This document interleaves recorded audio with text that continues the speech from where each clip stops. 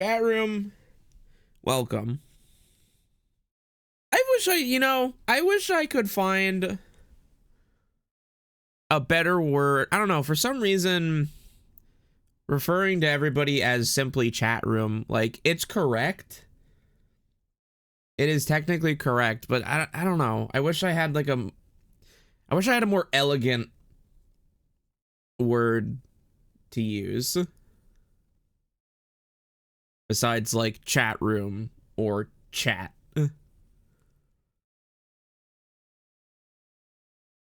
Anyways, hello.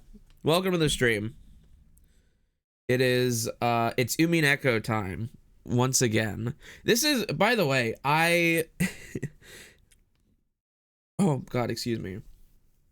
I like just had the thought cuz I pulled up OBS and pulled up my like Umineko scenes and realized that like the starting soon screen was still using the like blurred version of this. Okay, why are alerts not working? Why are alerts not working? What's happening here?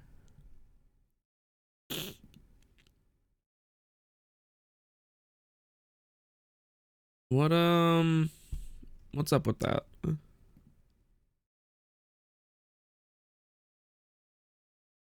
Let me hang on, let me test this up here. Test trigger. Okay.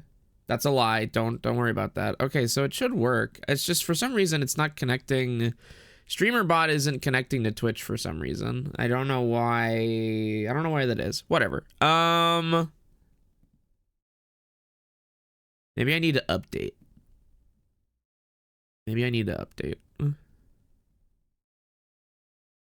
Let's do that now on stream. That's surely the best time to do any sort of like troubleshooting is while live.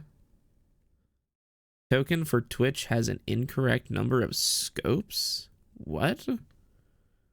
The fuck does that mean? What? What the fuck are you? What?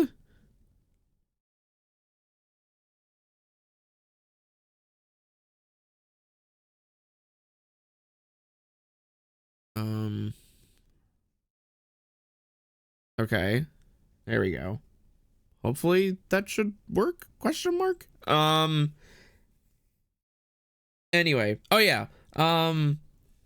It was still using the starting soon screen was still using the blurred version of this artwork, so I very quickly threw together the same version of this screen just with the unblurred artwork since the Beatrice portrait has been shown in game. And I don't know why I just got hit with the sudden realization of like just reminding myself it's like, oh yeah, people know what I look like now. It was just like kind of not weird because I don't think it, if I thought it was weird, I wouldn't have done it.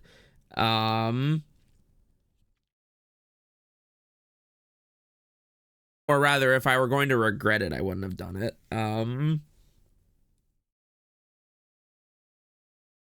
I guess it is just, it's a little funny now to like draw myself. And like now people can have an actual like frame of reference. So people can look at the way I draw myself and go, he does not fucking look like that. I do think, however, it's a pretty good facsimile at the very least. If I can pat myself on the back a little bit, I think I cooked. Okie dokie dev does not fucking say that.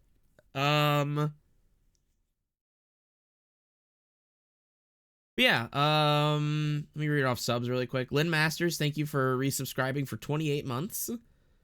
Uh, it said, surely nothing will go wrong on this secluded island. Yup.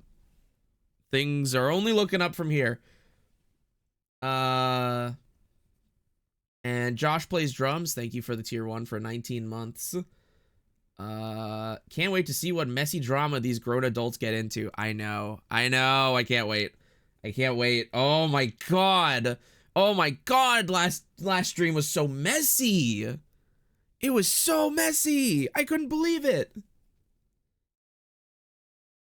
Um. So yeah, hang on. Let me move over here. There I am. Hello. Uh. Yeah, man. Shit. So what happened last time? What happened last time? More shit and crap. More shit and crap. Um,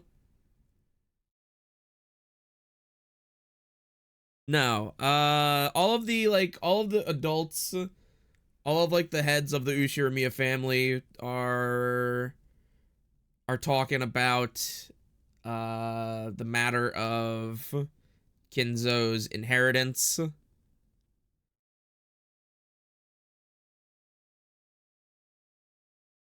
This screen will get unblurred when we get to his room in game. No, this is just what like this was just me trying to replicate the style of the backgrounds in Umineko.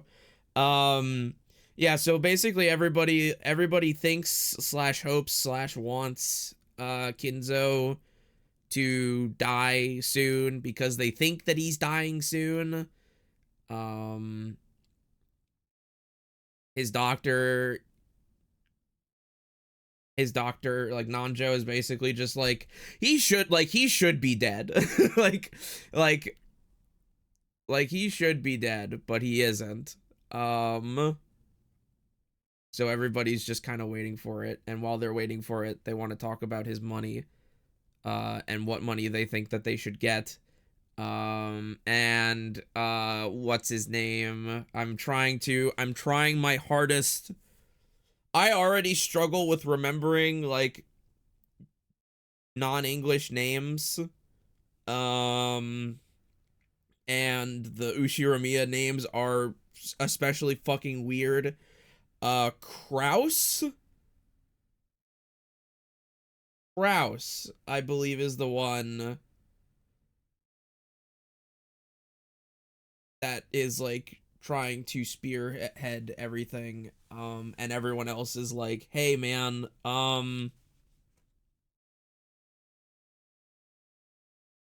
hey man, you like are bad with money. You are bad with money because you keep trying like new business ventures that all fail.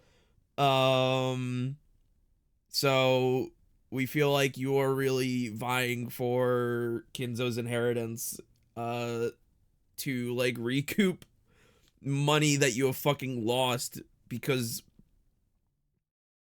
you are like trying to predict the economy going in a certain way, and like it hasn't panned out yet. Embezzlement, yes.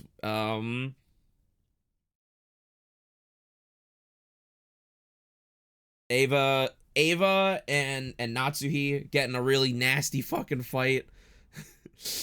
like just awful. Like just awful shit being said about each other.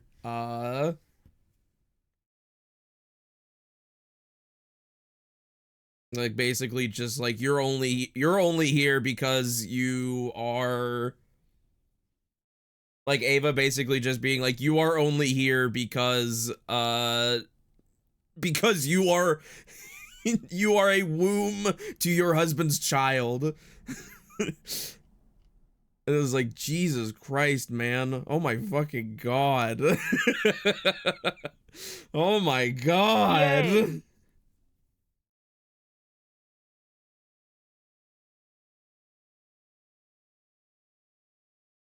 And that's about where we stopped. I don't know. The kids are all fucking off and doing whatever. Battler's probably still saying some stupid shit. He's probably gonna say more stupid shit tonight.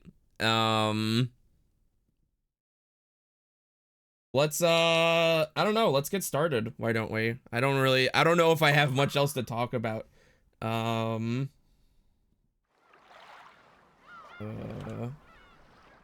Video game.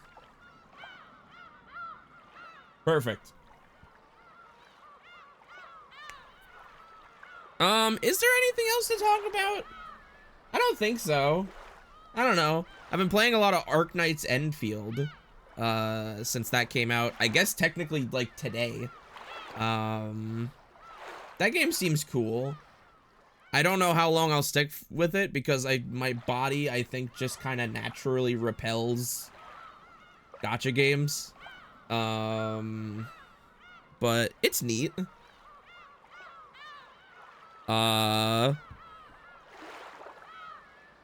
It is definitely. Which episode? This is still the first episode. I'm still very I'm still like very early, all things considered. But yeah, no, that game seems cool. It's got a real sick it's got a really sick aesthetic. Like probably the most cohesive like art style out of any fucking like gacha game that's out there. Which I understand is also the case of like Arknights, the first game. But yeah, I don't know. I might stick with it. I might not. I probably won't, honestly, just because I know how I am. All right, let's start.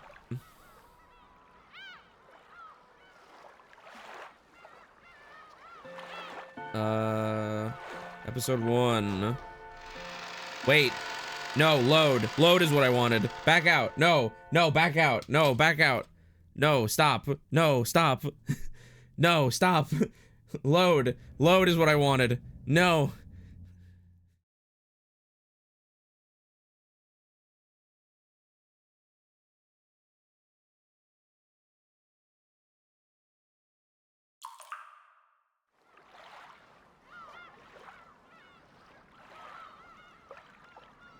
Load. There we go. Yes. Okay.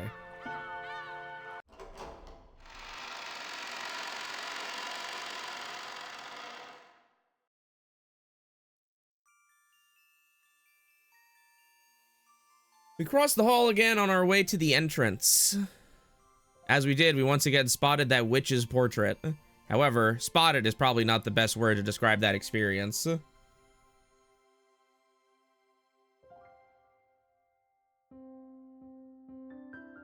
Currently doing Higurashi console arc streams on my Twitch. Cool. I bought Higurashi.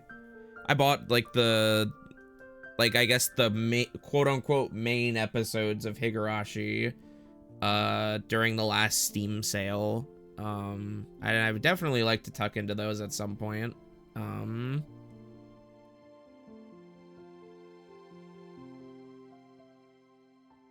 Enjoy Umineko is the best visual novel I've read. I've heard that. I've heard that from a lot of people. I'm very excited. However, spotted is probably not the best word to describe that experience. It was more like our eyes were inexorably drawn to it. That woman's eyes, with their sage-like glamour, definitely had the power to make those who viewed it stand rooted to the spot. So this is the witch, Beatrice. Wonder if that story's true. Ooh? Battler doesn't believe? Back when he had asked what this picture was, the first person to tell him had been Maria. Therefore, when Battler showed signs of doubt, Maria must have felt that Battler didn't have faith in her. Of course, that wasn't what Battler meant. Maria ran up to the portrait and began banging on a plate hanging below it. Maybe the title of the portrait was written there. Maria, trying to prove that she wasn't lying, obstinately continued to hit the plate. Sorry about that. It's not like I doubt anything you said, Maria. Ooh, Badler believes. Ooh. When he patted Maria's head and apologized, she seemed to accept it, sticking out her chest and proudly oohing. I almost put one too many oohs in there. What's this? My beloved witch Beatrice. Behold the Sweetfish River. What's with this weird, huge epitaph?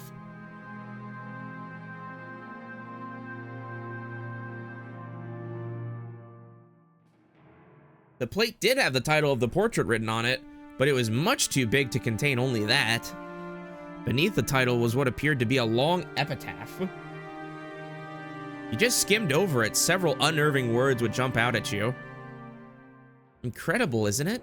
Grandfather had that made. Pretty deep, huh? Ooh, I know. It's the place where the gold's hidden. Wait. Is it that story about the Ushiromiya family's hidden gold? Now there's another thing I remember from long ago. Hold on, Aniki. Is this for real? Holy shit. Is this Aniki serious? No, that's bad. No, don't say that. No, that's bad.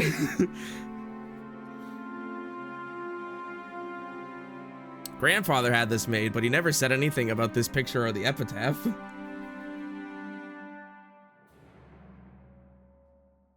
Even so, amongst the family, it is often whispered that it indicates the location of Grandfather's hidden gold.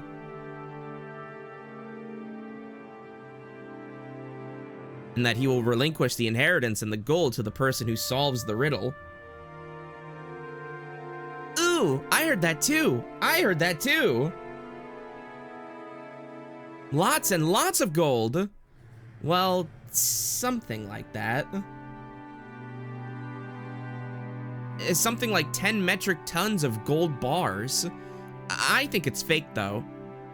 Still, when you read about it in an epitaph like this, it almost seems real. I think I already explained Grandfather's upbringing, but let me also mention the Ushiromiya's family legend, the Ushiromiya family's legend of the gold. Grandfather succeeded the Ushiromiya family after it was destroyed in the Great Kanto earthquake. And by successfully riding the stormy seas after the war, he managed to accumulate great wealth. That much of the story everyone knows. However, this is where the strange part begins. Part of it involves Grandfather's black magic obsession, so its credibility is extremely low, but, well, wait until the end before you doubt or make fun of it. After the war, Kinzo fell into a great depression. Grandfather slowly correctly predicted what the future would hold and won in a huge gamble, accumulating a vast store of wealth. But there's a mysterious legend about how he gained his initial funding. Grandfather came from a branch family and had no connections in the business world or the financial world. Even though he later built connections with the occupying forces, he supposedly started as a nameless person who hadn't yet gained anyone's trust. It takes trust to gather money. There's no way anyone would lend money to someone they didn't trust. How did Grandfather, who had no reputation at all, manage to obtain his vast chunk of funds, his first vast chunk of funds? When asked that question, Grandfather supposedly answered like this. On a certain day, I encountered the golden witch Beatrice. Grandfather then went on and on about his continuing research into alchemy and techniques for summoning demons in order to become a great magician. And the entity summoned as a result of the demon calling ceremony was the golden witch Beatrice. He then apparently made a contract by which he would receive fortune and honor in exchange for his own soul. The witch then granted Grandfather 10 tons of gold. Grandfather used this gold as collateral to prepare a vast quantity of funds, which he then used to multiply his wealth many times over and revive the Ushiromiya family. It seems this story's so old that even our parents were told it when they were still children. So, back when our parents were young, they explored this island in all sorts of ways, believing that the gold grandfather had received from the witch might be hidden somewhere. However, since there was the danger of them getting lost in the abandoned forest, grandmother began to spread the story that the witch lived in the forest and approaching it was forbidden. I remember that old story. When we were little, we also went all over the island searching for treasure after our parents told us about it. Didn't we get lost in the forest once and start crying until some of the servants found us? Our parents got so mad. Dang, that takes me back. We sure were idiots, weren't we? After all, grandfather only bought this island after using those funds to get rich, right? That means he must have had the gold before coming here. There's no way the gold's on this island. That's not necessarily so. Maybe the gold was hidden on the island from the beginning, and he bought the island just to ensure that it'd be his and his alone. There was a whole 10 metric tons of it, right? It seems more realistic that he tried to secure the place where it was hidden rather than try to move it all. This epitaph was made 2 years ago, and since grandfather wrote it himself, yeah, it does make the legend of the gold seem more believable. The so-called witch's gold that revived the Ushiromiya family weighed 10 tons. Maybe that's sleeping somewhere, ready to be turned over to whoever can solve grandfather's riddle. Maybe that's why he did it. I guess that sounds like grandfather's style or something. If it's true, that's pretty incredible. The epitaph carved into the plate was very mysterious, with something like a poem or a song written on it. That text was incredibly disturbing, filled with the signs of grandfather's black magic hobby, and its contents were in truly bad taste. But it could definitely be viewed as a puzzle, which, if solved, might lead to the hidden gold. Whether that's what he intended or not, I can't even imagine what his true motive might have been. All we know for sure is that grandfather put this shady epitaph here so that everyone in the family could see it. We also know that he's hinted at the existence of the gold without ever talking about where it might be hidden, at least so far. These facts were then embellished by the imaginations of our parents, who were convinced that grandfather was challenging us to a battle of wits. Sounds just like my dad, so greedy that he'd take something like this so seriously. He may laugh at grandfather's black magic obsession, but he still believed this story about the hidden gold. It just sounds so good. Well, it's certainly not a realistic story. At that time, when grandfather was still nameless and had no connections, there was no way anyone would just lend him a massive quantity of gold bars for free. If such a person actually did exist, it's not unthinkable that grandfather would call such a sponsor a witch. Yeah, but it's 10 tons. 10 tons! If you cash that in, how much would it come to? I mean, it'd have to be a ridiculous amount, right? It certainly would be a ridiculous amount. They say that the total amount of gold mined by humankind since the dawn of history is 100,000 metric tons at most. That 1/10,000th of all the gold humankind has obtained throughout history should belong to just one person is insane, isn't it? On top of that, this witch supposedly had all that gold collected in one place and was able to lend it to grandfather just like that. We're not talking about any ordinary person. Well, to me, that 10 tons number seems pretty fishy. After all, no one's actually seen it except grandfather, right? Even if we assume that some generous witch existed and lent him some gold, maybe it was closer to 10 kilograms than 10 tons. Even 10 kilograms would be a pretty incredible sum, right? Ooh. 10 kilograms of gold is how much? Maria, who wasn't following the story and felt like she was being spoken to in riddles, finally found a place where she could ask us a question. It was a question I also wanted answered right then. Whether it was 10 kilograms or 10 tons, it still felt like a huge amount, but I had no idea exactly how huge. George Aniki folded his arms and tried to remember the market price of gold. Well, even the value of gold is affected by the market, and the value of physical gold can change depending on its purity and the trustworthiness of the foundry. You'd also need to pay handling fees to cash it in. However, that doesn't change the fact that it's a precious metal, and some people estimate that humanity will mine all the world's gold within half a century if gold mining continues at its current rate. Things are only looking up.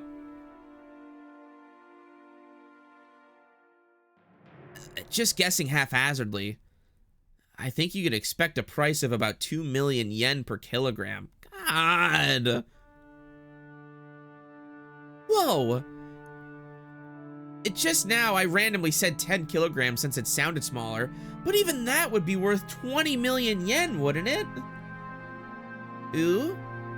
I weigh 28 kilograms, which means that if we had Maria-chan's weight in gold, we could estimate its worth at over 50 million yen.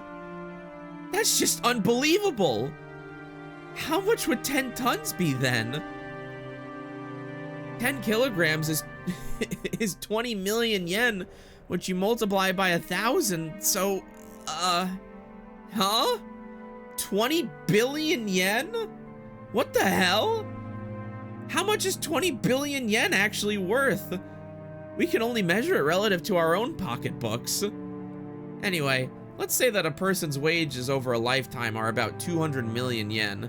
You grow up and work like crazy, sacrificing your life for your company, and you're finally freed as you approach old age. Everything including retirement money might add up to about 200 million yen. In other words, that's the amount of money that will be made throughout a human's life. No, you could even call it the value of a life. So 100 times that is an unbelievable sum of money. If you work from age 20 to age 60, that's 40 years of work. So it's equal to 4,000 years of work wages. If you worked every day starting from the Jomon period, you'd only reach that number about now. Ooh, is 20 billion yen a lot? Heck yeah, it's a lot. Maria, you love shortcake, right? You could buy more shortcake than you could possibly eat for the rest of your life.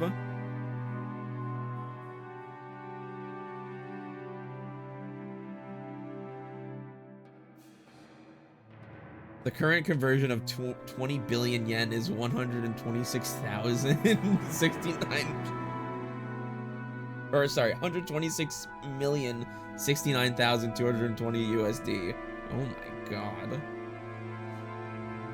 However, while that might be possible with 20 billion yen in cash, I don't think it would be very realistic to have that much in gold bars all in one place. Just as I said, gold is extremely heavy, so it isn't exactly convenient as a method of storing wealth. Sure, you could imagine someone gathering their fortune together as incredibly high-value stocks or precious gems. You often hear of people who traded their wealth for precious gems so they could carry it around with them during the chaotic times of the war. You don't usually hear stories of people exchanging their wealth for gold. It may be heavy, but it's the most trusted and stable form of wealth internationally, so maybe that was important. The gold standard will never die. It's only up from here.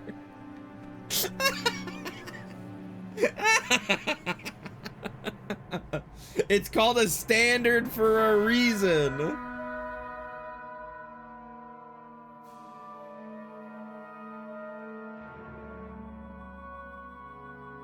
For example, bonds are just scraps of paper if the whole country goes under. You can also look at it that way.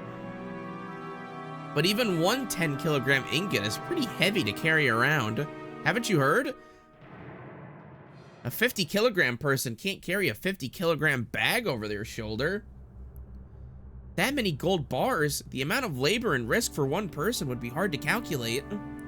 So what you're saying is, well, it'd be one thing if you had a stack of banknotes worth 20 billion yen. 20 billion yen in gold would be such a big amount that it'd practically be kind of pointless.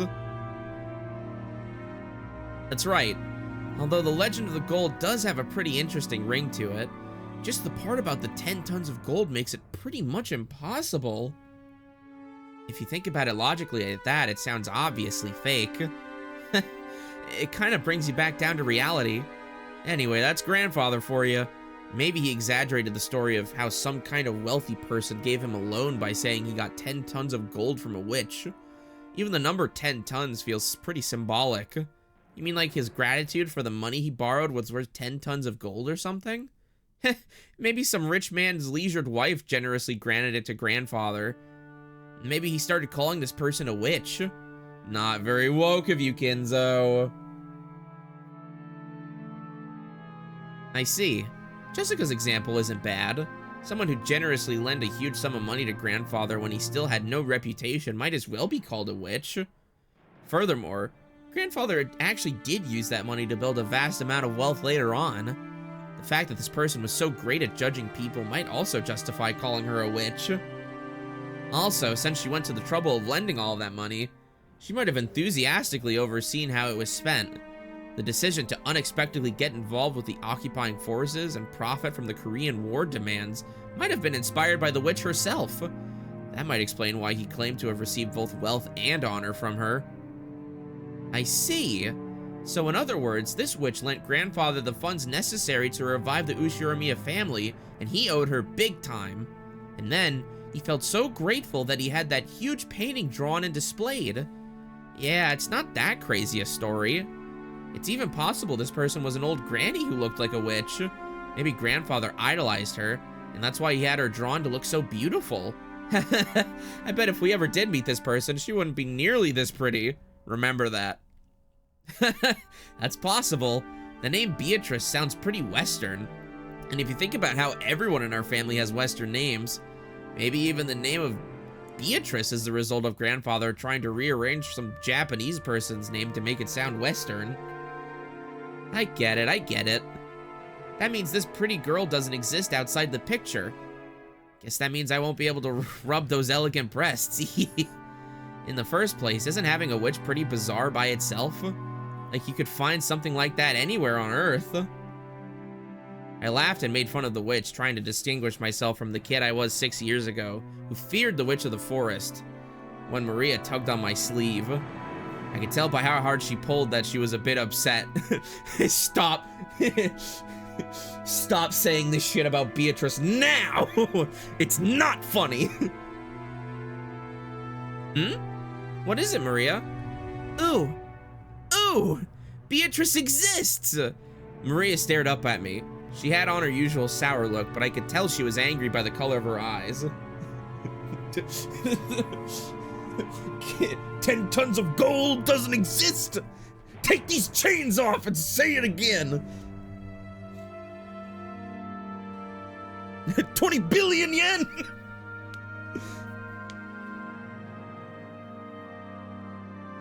Witches exist! Witches exist!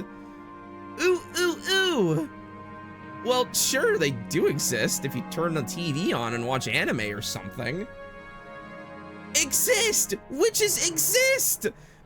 Ooh, ooh, ooh! I started getting impatient, not knowing why Maria was jumping on me like this. Then Jessica tapped me on the shoulder and whispered, "Dumbass, you're smashing a kid's dream. Maria really believes things like witches and Beatrice exist."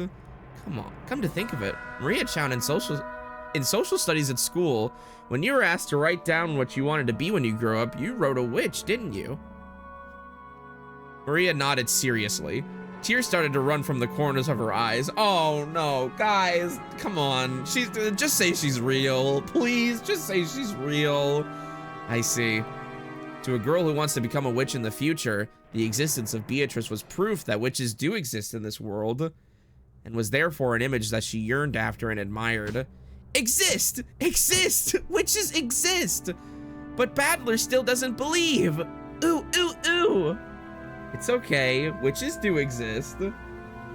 I believe it. George Aniki kneeled down and hugged Maria's head. Watching this, Jessica poked my side. So that's what it is. It's like shouting that Santa Claus doesn't exist in front of a child who believes in him on Christmas Eve. What? I'm not the kind of guy who likes to shatter kids' dreams. Oh, I'm sorry. I wasn't trying to make fun of your dreams, so I apologize.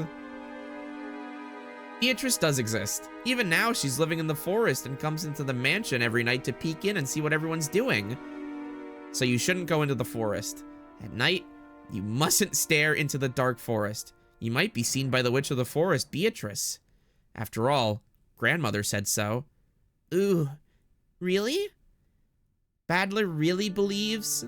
Yup, I believe. Sorry for doubting it. Come on, let's make up. I stuck out my hand. Maria grabbed it with her tiny hand and we made up. Maria didn't grumble any more than that, so George, Aniki, and Jessica were relieved.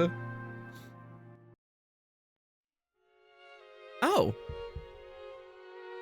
So this is where all of you were. I was sure you had just left to go to the beach. Shannon-chan, carrying a basket, was surprised to find us all gathered in front of the portrait. Ah, Shannon. Well, this is the first time Badler has seen Beatrice's portrait. He was just fascinated by it. That's right. It certainly is fascinating. Beatrice-sama is truly beautiful. I'm sure that she captivated the master.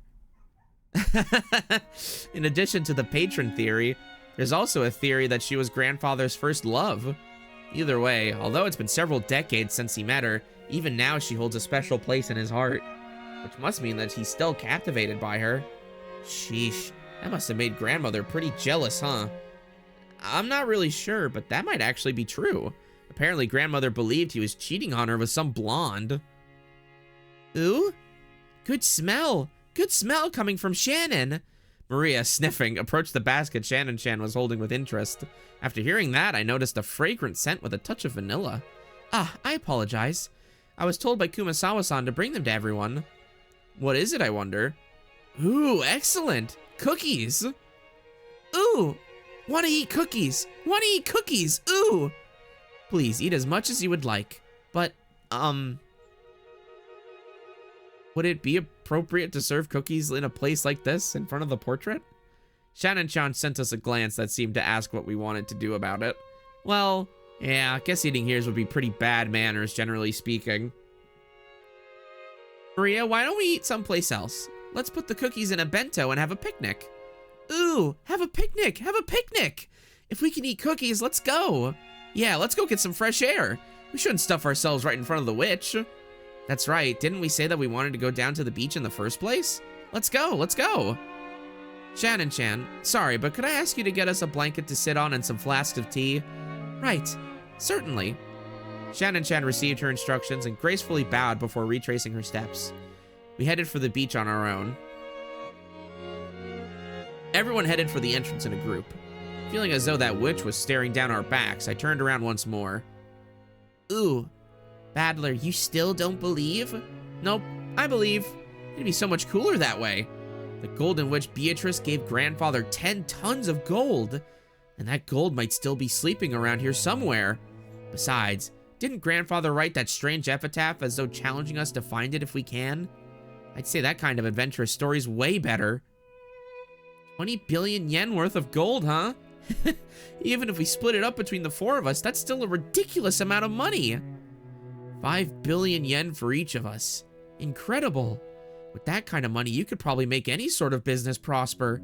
In fact, we could live our whole lives fabulously without working at all. Ooh, ooh, I don't want 5 billion yen. I want cookies, cookies. She's gonna be just fine. Maria would take cookies over money. Still, 5 billion yen. That's like a dream.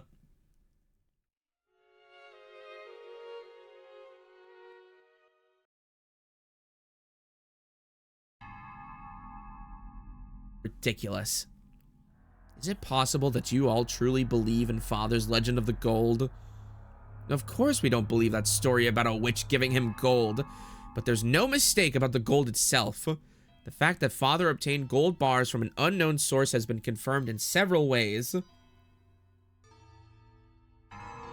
We've heard that before the president of the Maruso company died, Father showed him a large pile of gold somewhere. Father used that man's claim as proof that there were 10 tons worth. It's just the nonsense of a senile old man. Along with Father, he was just fabricating a story. You can't take it seriously. If that gold didn't exist, he wouldn't have been able to gather so much funding. Before the president died, he was a person with such a sincere personality that he earned the respect of many in the business world. He wouldn't have become a partner to such a fraud, or to such fraud. Aniki, the president of Maruso definitely saw it. 10 tons of it, clearly with his own eyes. Even more, Dad let the president take 1 ingot at random and have it examined. The results of the examination show that the 10-kilogram ingot was 99.99% pure.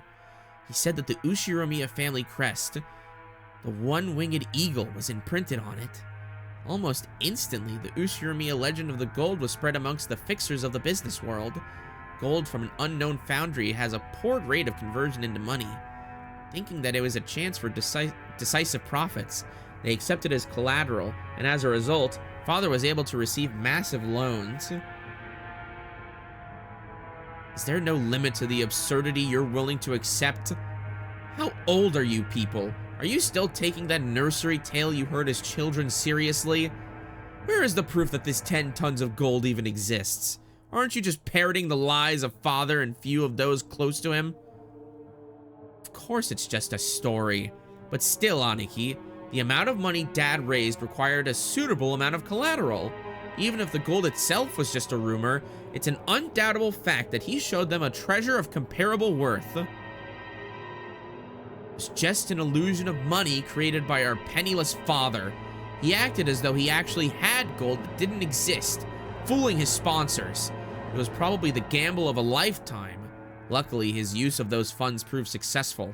If the Korean War demands hadn't come and the Ushiromiya family had not been restored, Father probably would have been hounded after as the crook of the century.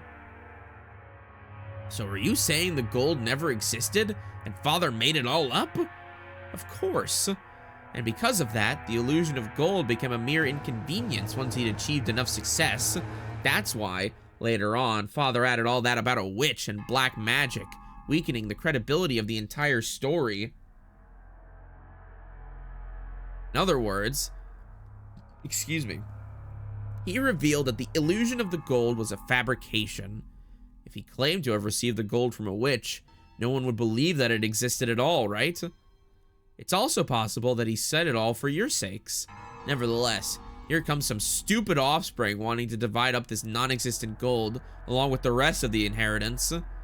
Rosa, don't tell me you believe in a fabrication like this. I can't prove whether Father or not really had the gold.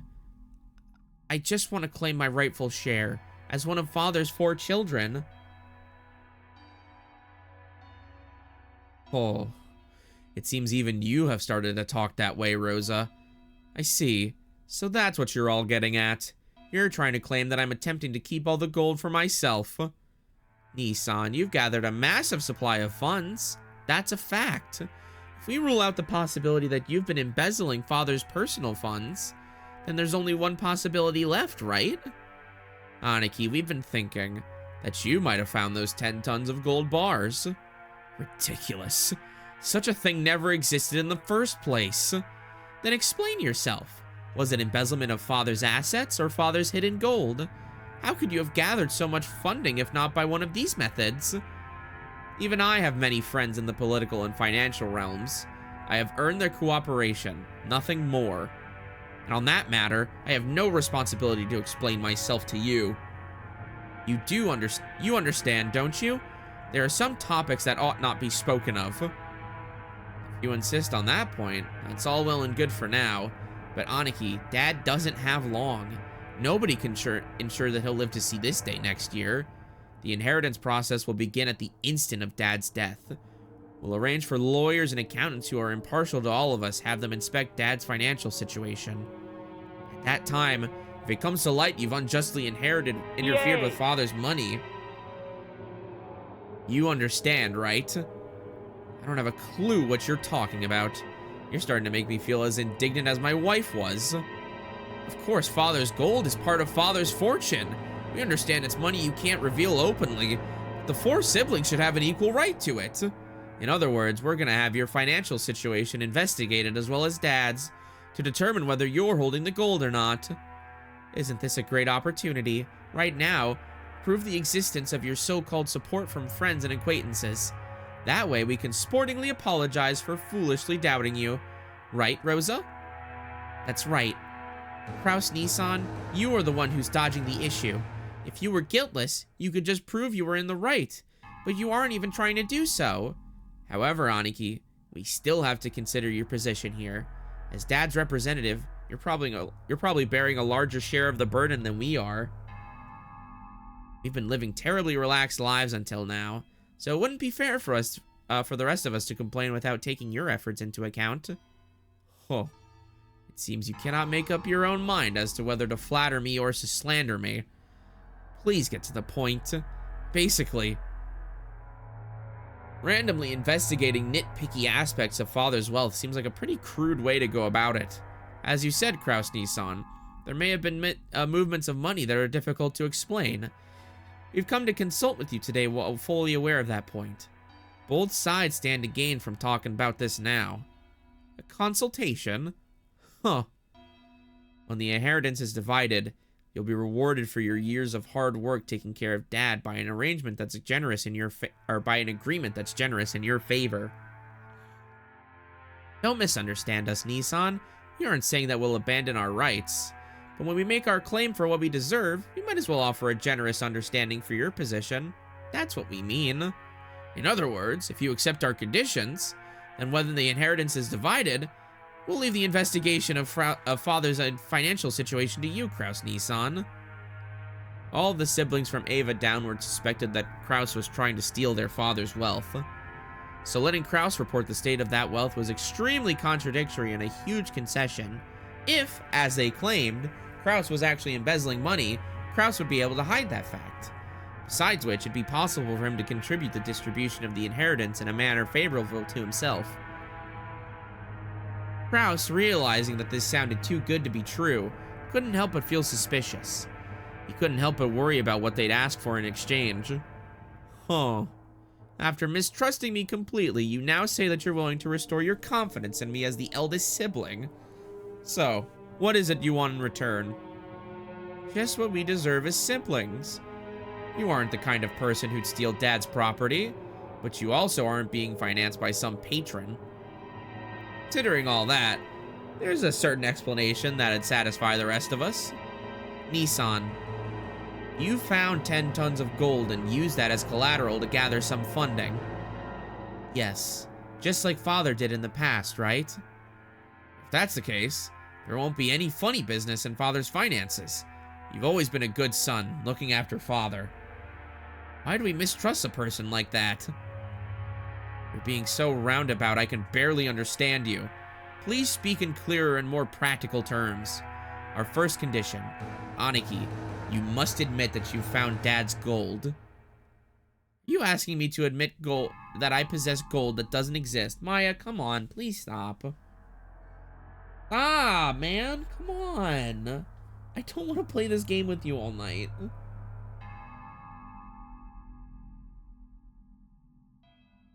Yeah, I'm talking to you, bruh.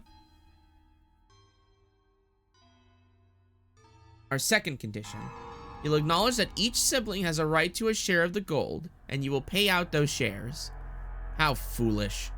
With that non-existent 20 billion yen of gold, that would be 5 billion yen per person. Are you telling me to pay a total of 15 billion yen? Ridiculous! Keep listening till the end. We know that much money can't just pop out of nowhere. We're not asking you to make an impossible deal. Of course, regarding the portions of the gold, we plan to reward you plenty for your hard work until now. Our third condition, the portion of the gold to the one bearing the title of successor to the Ushiro... Okay, hold on, I have to read. Okay, fine. Fine, Maya, fine. Fucking hell.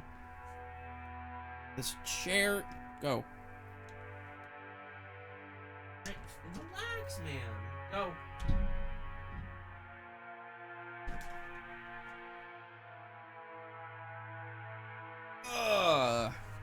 The portion of the gold to the one bearing the title of successor to the Ushiromi of head family will be 50%. The remainder will be considered the fair share of the siblings and divided up. Of course, this also includes you, Kraus Nissan. Of the 20 billion, 12.5 billion will go to Aniki. 2.5 billion will go to Eva Nissan, 2.5 billion will go to me, and 2.5 will go to Rosa. That division scheme makes me so grateful I could cry. So you're saying, for the sake of the gold that doesn't exist, I must pay you 7.5 billion yen. What's wrong? Nissan, your share is 5 times the size of ours. These are such good terms, I'd be jumping for joy. Our fourth condition, the gold will be liquidated and distributed along with the inheritance at the time of father's death.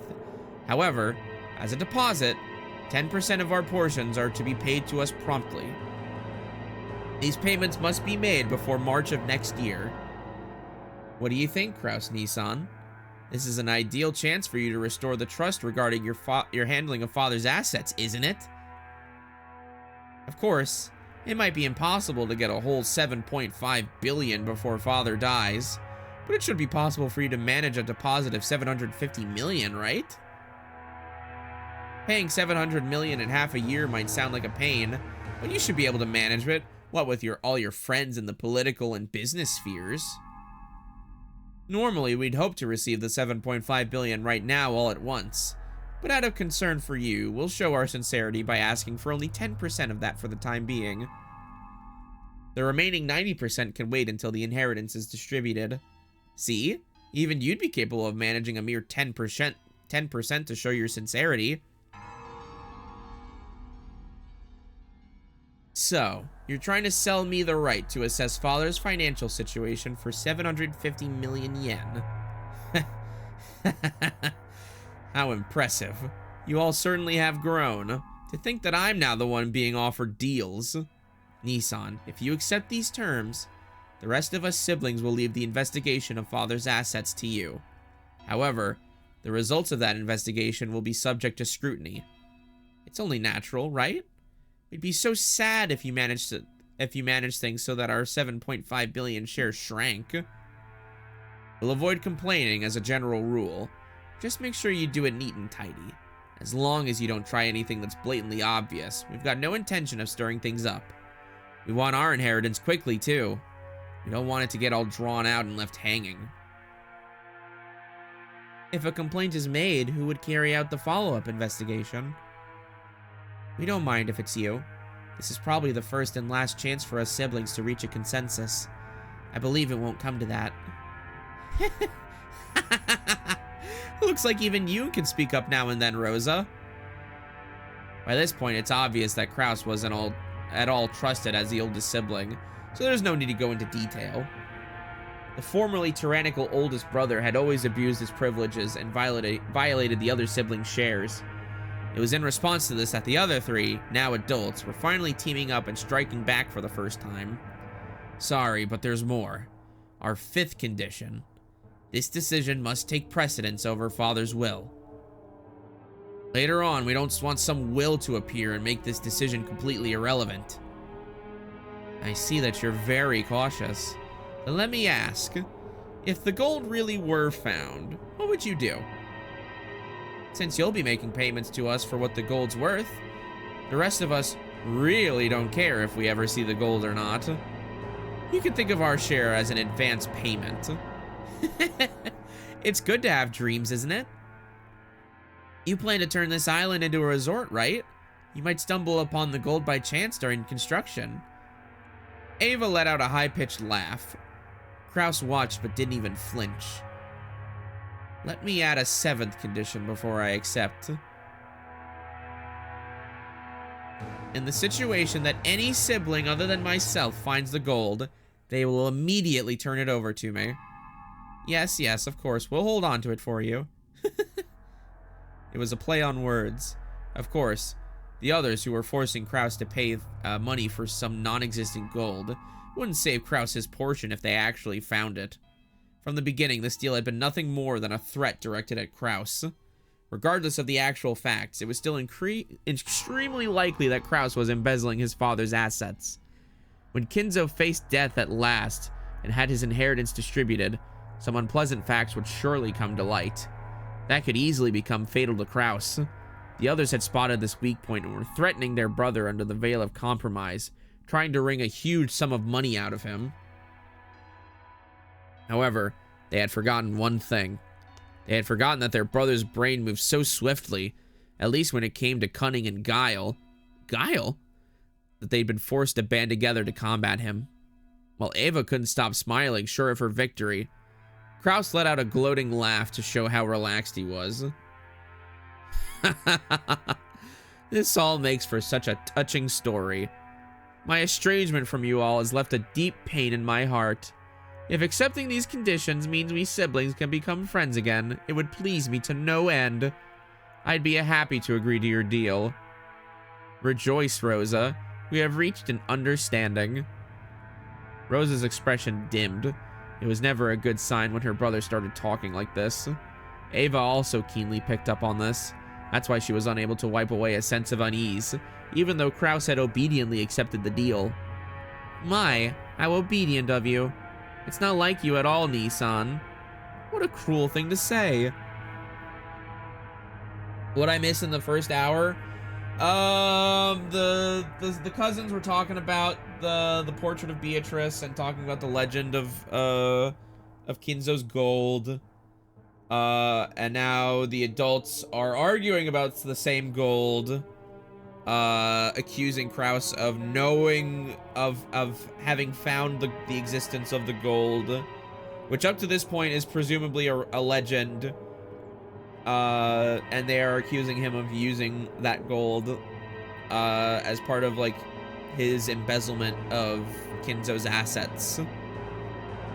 So they're trying to cut a deal with him by saying like, look, man, tell us that the gold is real, and you can have like most of it.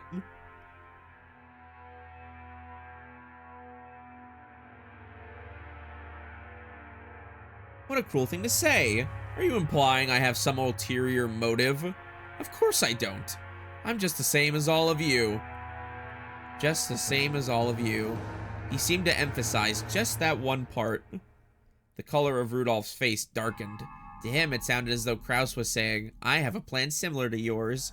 So Rudolph panicked. He rushed to bring this nearly resolved discussion to a conclusion. Then we're good. So, Aniki, would you mind signing here? This is a written contract summarizing the discussion we've just been having. There's one for each of us. Everyone will sign for the same contents. Rudolph took 4 written contracts out of his breast pocket that had the details of their deal written on them. The 7th condition you proposed will, of course, be added right now. Wait, wasn't there... Wait, hold on a tick. Oh, okay. The text does not go very far. I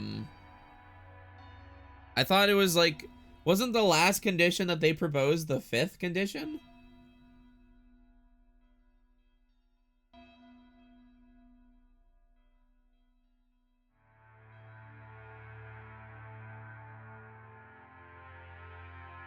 Don't worry about that.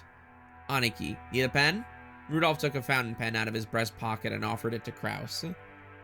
Kraus made it as if to accept it, but then with a small laugh, he threw his hand back without taking it and spoke. Actually, in order to ensure that this agreement is properly executed, I'd like to propose an amendment on just one point.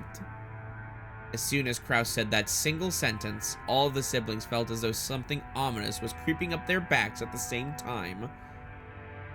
That won't do. We've already decided, haven't we? Just stay quiet and sign it. Why are you in such a hurry, Ava? Of course I'll sign. I promise the share of gold, the gold going to all of you will be 7.5 billion yen. I also promise that when Father's inheritance is distributed, I will cleanly and neatly liquidate it. However, there is one point that I simply must insist that you compromise on. What are you talking about? What don't you like? The part about promptly paying 10% of your share, 750 million yen. As you pointed out, my financial situation is far from prosperous. While I can guarantee that I will collect on various future investments, I must admit that I am quite poor at the present moment. In short, I have absolutely no money that I can move around right now. I am incompetent, and my business sense is dull. Since I am the loser you all claim me to be, I don't have the power to move 750 million yen in just half of a year. That can't be true. Are you trying to deceive us with such a half-baked trick? At the time of the division of the inheritance, I will liquidate everything at once. Remove the condition that I must pay you 10% in advance. That is the only condition under which I am willing to sign. Kraus Nissan, that 10% is nothing more than a number to measure your sincerity, isn't it? All things being equal, You shouldn't have any room to negotiate at all. We're doing you a huge favor by offering to let things slide for just 10% in good faith money. Now that we've explained that, you rejecting our offer would seriously damage our trusting relationship, right? Hideyoshi had a humble expression on his face and was rubbing his hands together, but his eyes weren't calm at all. Kraus had already seen through to the shadow in the depths of those eyes. Huh. Why are you all in such a rush? Or could it be that you're afraid of something? Rosa, won't you tell me alone? Secretly, so the rest of the siblings can't hear. It's not as though I... Quit it, Aniki. All we're asking is whether you're gonna sign or not. Just forget about making any strange deals or any other suspicious moves. Oh? You say I have no room to negotiate? Are you trying to claim that I am in a weak position, which therefore puts us in an unequal relationship? Shivers began to crawl up Rudolph's back. He began to feel himself getting overwhelmed by the height of his brother's completely insurmountable wall, and the long shadow that had existed since they were children. Shouldn't deals be made between those on even footings? From my perspective, this deal will help restore the long-lost trust of my younger siblings and deepen the love between us.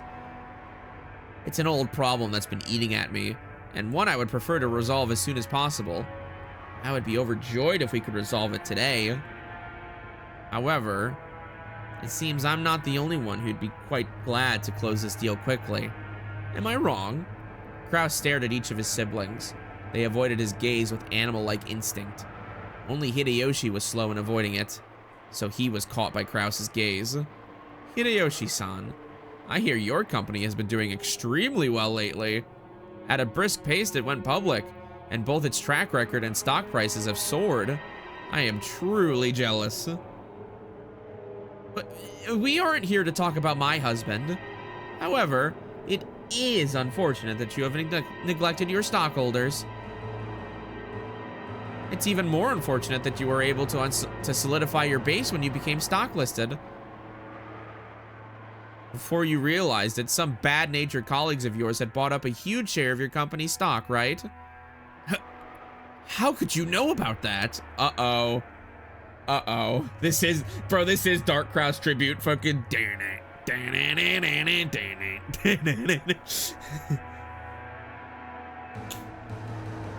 The same way you knew about me. If it's possible to collect evidence proving that no one would offer a loan to me, then it's possible for me to collect evidence on you. Is it really so unexpected as that? Kraus grinned broadly. In contrast, Hideyoshi's face was rapidly turning pale. Hideyoshi's company was a restaurant chain management company that he had started from nothing.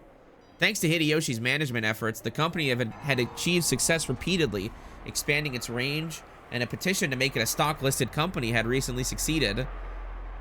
The greatest advantage of being in the stockholding system is that you can sell stock certificates. Oh my god. The greatest advantage of being in the stockholding system is that you can sell stock certificates and gain a large amount of financing. That amount tends to be far greater than a business's normal profits. So, this is an extremely effective way to gather massive funds to expand a business even further. However, in exchange for financing the company, the stockholders gain certain rights. They're given rights that allow them to observe and guide the company they've invested in, leading to profits even greater than their original investments. Oh my god. Hang on, I need water.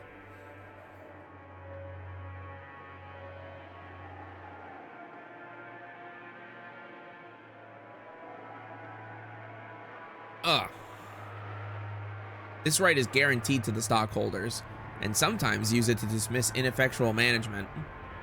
The right allows them to keep an eye on management and prevent the money they've invested in the company from going to waste. However, if they use it forcibly, they can eject the former management and take over the company. After all, dismissing management and nominating new management are powers held by the general body of all shareholders. That power is determined by the majority decision of the stockholders. And people who hold more stock get to cast more votes. In other words, if some person or group holds a majority of the stock, they can freely chase out the old management and make the president anyone they'd like. That sounds awful. I'm so glad that this story is fiction. If they want it, it's also possible for them to make themselves president. Most companies take various defensive measures to stop malicious people from buying up their stock and threatening their position, like ensuring that lots of stock is bought by those close to them, such as company employees. However, Hideyoshi's company had only recently become stock listed and hadn't had the time to strengthen those defensive measures. Or maybe Hideyoshi was so engrossed in the management of his company that he couldn't properly understand the dangers of being stock listed. It's hard to say whether he should be viewed as a kind-hearted manager immersed in the work of management, or a foolish manager who had his feet swept out from under him. In other words, there existed some people who wouldn't let him get away from that naivety unscathed. They began repeatedly buying up stock in Hideyoshi's company, rapidly gaining such strength that they couldn't be ignored. Then they sent anonymous documents to the shareholders in an attempt to gain control of a majority. The documents read, "The current management continues to make pointless investments and is ignoring the needs of the stockholders. Let us force the current management to retire, cut the current wasted investments, and let this company be born again as one that gives more back to the stockholders." Won't anyone think of the fucking stockholders? It's very difficult to make the actual statement of a company's management known. The fruits of Hideyoshi's sleepless nights and constant concern for his company were cruelly distorted, and he lost the trust of his stockholders. Thanks to these efforts, the group had almost collected a majority of the company's stock. At that point, even Hideyoshi noticed and started to buy back the stock, but the stockholders realized that the company was undergoing an acquisition maneuver, and each demanded a ridiculous price for the shares that Hideyoshi was trying to buy back. They continually tortured Hideyoshi, who had no leeway in the negotiation of the price. One of the certainties of capitalism is that the price will rise when the two parties vie for the same thing, and one of the certainties of democracy is that the majority controls everything. So in the end, whoever manages to buy up the most stock wins. Put another way, whoever has the most money wins. Unless Hideyoshi could obtain a large sum of money at this crucial time, he could easily lose all he had built so far. Therefore, more than anything else, he wanted a lot of money right now. Why is this in all caps? Why is this in all caps? He couldn't wait for the division of Kinzo's inheritance since no one knew when he would die. And you, Rudolph, have been in quite a lot of trouble lately too, haven't you? You always hear people say it's terrifying overseas, but it seems it really is true. American trials are settled quite emotionally. Uh-oh. They never hand down generous judgments to foreigners. Oh, uh-oh. Weren't you advised by your lawyer that making a settlement with the other party would be more economical in the long run? What's this all about? Well, it's just some trouble from work. No big deal, and nothing you can't settle with money. Kyrie immediately guessed the meaning behind the subtle expression on Rudolph's face. Her husband had gotten wrapped up in some kind of trouble without her knowledge, and had been worrying over it alone. That's right. In this world, anything can be settled with money. After all, it can even buy back the broken bonds between siblings. America is very fussy about the violation of rights, but with money, anything can be settled. Long live capitalism. Though, rumor has it that the settlement money could be as high as several $1 million. Rudolph had been building a large amount of wealth with a certain type of niche industry. However, a niche is a niche. It definitely wasn't a business exposed to the light of day. An American corporate giant was trying to accuse Rudolph's company of violating their rights. For various reasons, it was thought that victory for Rudolph in this trial would be extremely unlikely, and he was being forced into an all-out surrender. But even so, there was a way for this to be resolved with money. If he could just pay that money, it might still be painful, but he'd be able to pick himself back up. But if he didn't pay, he'd lose everything. Therefore, more than anything else, he wanted a lot of money right now. Rosa, you're a good and noble little sister. you wouldn't get yourself involved in a dangerous money game. However, your soft-hearted nature has brought you trouble, hasn't it? Raid phrase? You're so right. Oh my god, you're so right. Yes, that has to be the raid phrase. Oh my god. Yes. You know what, actually, before I forget, I'm literally just, hang on, I'm pulling open Notepad. Where's Notepad? I'm copying paste, there we go. Therefore, more than anything else. Awesome. In my opinion, becoming a co-signer for anything isn't something one should enter into lightly. Oh no, Rosa! Oh no! Oh no! Oh boy. That's none of your business, Kraus-Nissan. Rosa uncharacteristically laid bare her emotions and yelled. After all, no one was supposed to know that. As Kraus watched, he let slip a muffled laugh. Oh, God. Without exception, every one of them, more than anything else, wanted a lot of money right now. In other words, the situation had been reversed. After all, the person the younger siblings were threatening was the only one who had no urgent need for a large sum of money. The other three, however, wanted a lot of money quickly, no matter the cost. In other words, the longer it took to establish this deal, the better position Kraus would be in. Kraus was extremely sly. He had known of their Achilles' heel from the beginning. Even so, he had not been certain. Therefore, he had hidden his knowledge until the very end, striking back only after analyzing their attitudes. If it were possible, I would like nothing more than to raise some money for my adorable siblings in their time of need. But unfortunately, I have nothing on hand. If you know of any sponsors that might raise a whole 750 million, I suggest you try there first. Kraus's elated words were so obviously detached from what he actually felt. The other siblings could do nothing more than listen, grinding their teeth. If they could think of a sponsor that convenient, they wouldn't have kept up this charade. They had entered this huge battle specifically because they had exhausted all of their options. However, if you do insist on relying on your big brother, I wouldn't mind using my influence to help you find such a sponsor. Oh wait, I do believe you said that I have no influence. Well then, I'm afraid I won't be much help to you.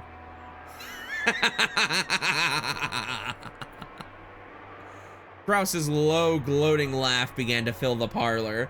Oh my god, what an asshole. Fucking awesome. The younger siblings, who had been driving the oldest brother into a corner until a moment ago, could do nothing more than grimace and grind their teeth. Ava, don't make me laugh. As if I'd ever put myself in your debt. Don't make me laugh. Don't make me laugh. If we relied on you, how exactly would you help us? I told you, didn't I? All I can do is find other sponsors for you. Of course, I will negotiate for the highest interest rate possible.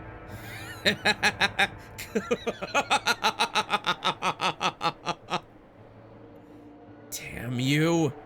Taking advantage of us.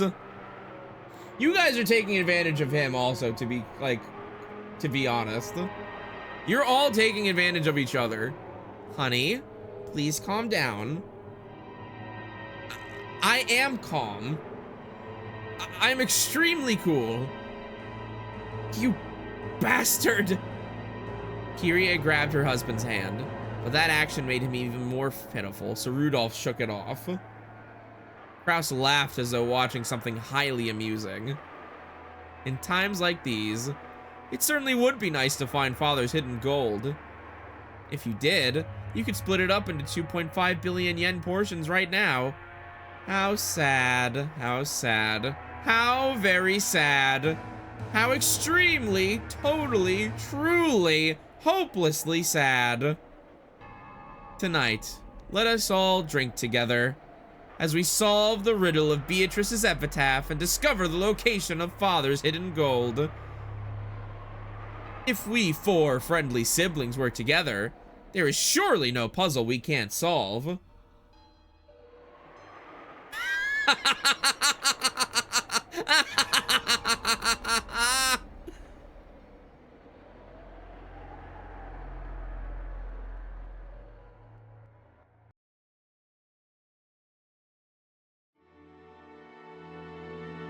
Oh God, now you.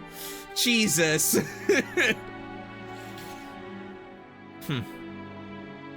Quite an entertaining scheme.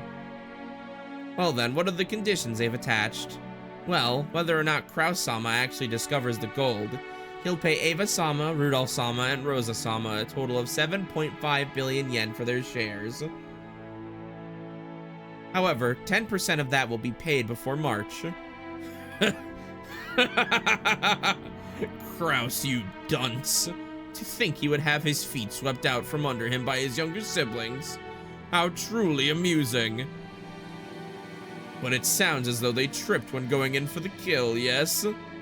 Yes.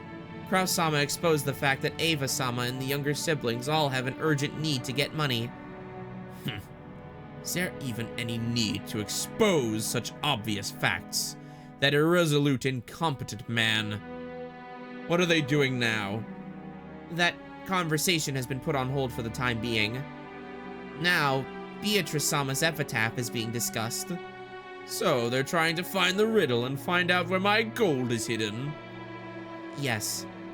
Kinzo set down his spectacles and snorted. Will the miracle be fulfilled first? Or will those fools expose the gold first? What a show this will be. The very moment those fools solve my puzzle, I will suffer utter defeat. They can suck my corpse down to the last fragment of bone. Don't laugh. The greed of fools can allow great magic to bring forth a miracle. And yet, if the fulfillment of the miracle comes first, if it comes first, Beatrice will be resurrected again. The smile I've been chasing half my life will be restored. Oh, Beatrice! Soon will come the sacred night when we shall bet upon a miracle, and the game of demons shall begin. I will surely prove triumphant and survive. I'll let you have the lives of all those others. I don't need wealth or honor or assets or gold or anything. All I want is to see your smile one last time.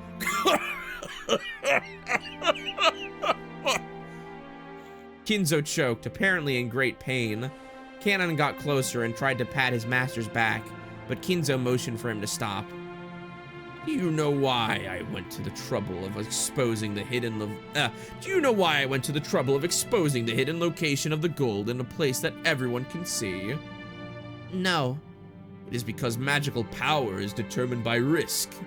If the number of people who try to discover Beatrice's gold is great, and the danger of them succeeding is great as well, then the power of magic will bring about a grand miracle if we succeed despite the odds. In other words, magic is a game. It is not the case that the one who performs the best becomes the victor. The victor performs the best because he has been granted magic.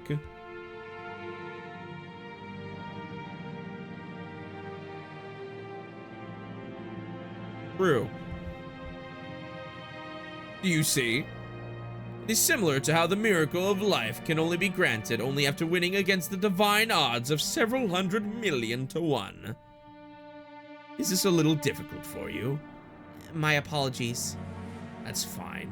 It all comes down to this. I will give all that I have built up to the one who solves the mystery of Beatrice's epitaphs. Wealth, honor, gold, and the inheritance of the Ushiromiya family. Everything that I have established. My children certainly aren't the only ones with the right to attempt to solve this puzzle. Anyone who solves the riddle will have the right to gain everything. Even you. Yes.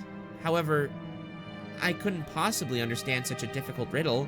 Of course. I made it difficult. But you must try to solve it as well. That will form the seed that summons the miracles of my magic. If everyone attempts it and everyone fails, that will be that. However, if the miracles come together and give birth to magical power, it will happen. Beatrice will revive. That is why you must attempt it too. Everyone must attempt it. And in so doing, they will give strength to my magic. Do you understand? Yes, I will try. For a long while, Kinzo repeatedly muttered to himself, agitated and clutching at his head.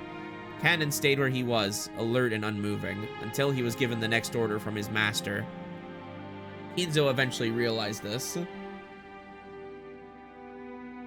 Very well. Leave me. There is a bag of sweets on the liquor cabinet.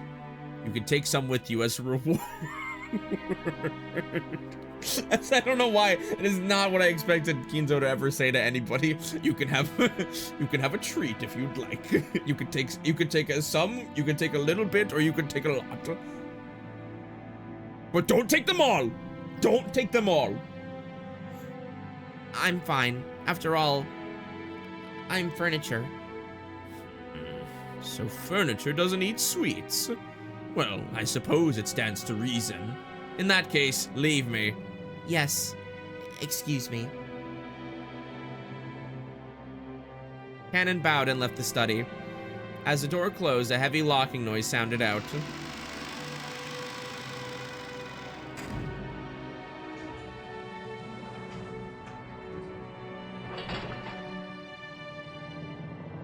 But it was not the sound of Kanon locking the door. It was the door locking automatically. No one could enter without Kinzo's permission, and once they left, they could not enter again. It was a mechanism that Kinzo, unable to trust his blood relatives, had created to seal himself up in his own study and isolate himself from the outside world. He was already unable to trust anyone accepting, not the children who shared his blood, but those servants who called themselves furniture.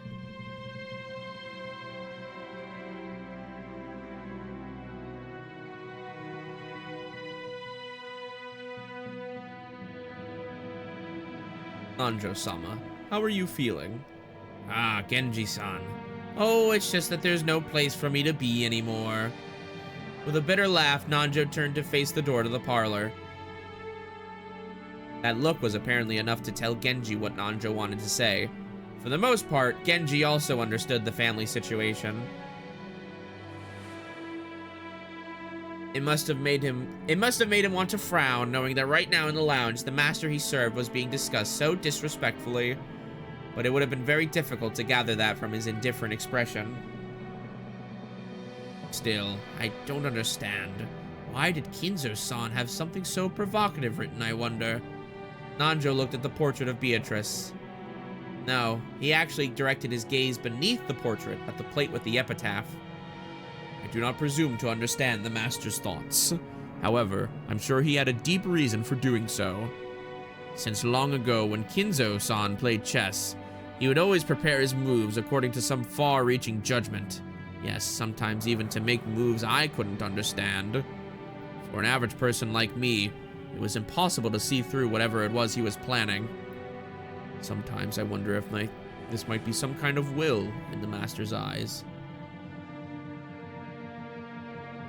Perhaps he wishes to hand over his wealth and the title to the one who can understand it. I will be right back. 1 second.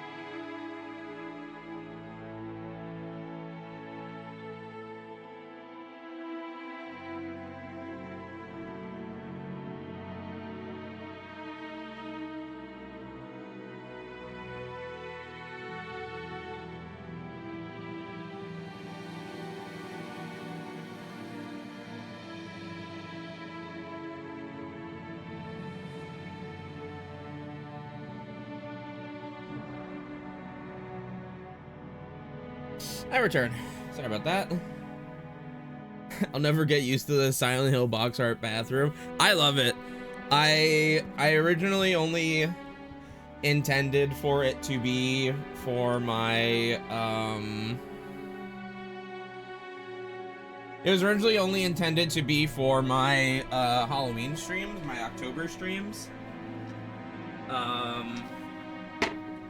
I just think this screen is too funny. I love this screen too much to, and also I just haven't found a better picture to use.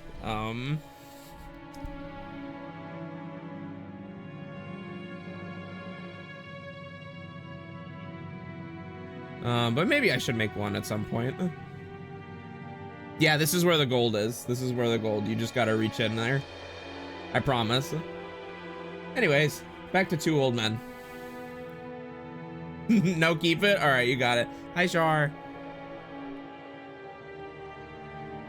Sometimes I wonder if this might be some kind of will in the Master's eyes. Perhaps he wishes to hand over his wealth and title to the one who can understand it. So, you're thinking he may have wanted the four siblings to work together to solve the riddle? Before some outsider like myself solved it? Kinzo-san may speak of his children in insulting terms, but perhaps he also wants them to repair their relationship. No, I don't think that's it, bro. I really doubt it, at the very least. It certainly would be heartwarming if, as Nanjo had suggested, this epitaph has been made to repair the siblings' relationship. However, both Nanjo and Genji knew that nothing could be more impossible than this. They'd known Kinzo longer than anyone, and Kinzo trusted them more than his own relatives, but even they could not guess at his true motives. The Master always says that everyone has the right to try and solve the riddle, even if they aren't a member of his family. What about you, Dr. Nanjo? No, it's a little too difficult a puzzle for this senile old man. Actually, I once wrote this epitaph down on my notebook. Night after night, I would try to solve it before going to sleep. But it really is hard. It looks like we might have some free time to relax and consider it before someone comes to get us. What do you say, Genji-san? I am nothing more than furniture in service to the Master. Golden assets are unnecessary to me.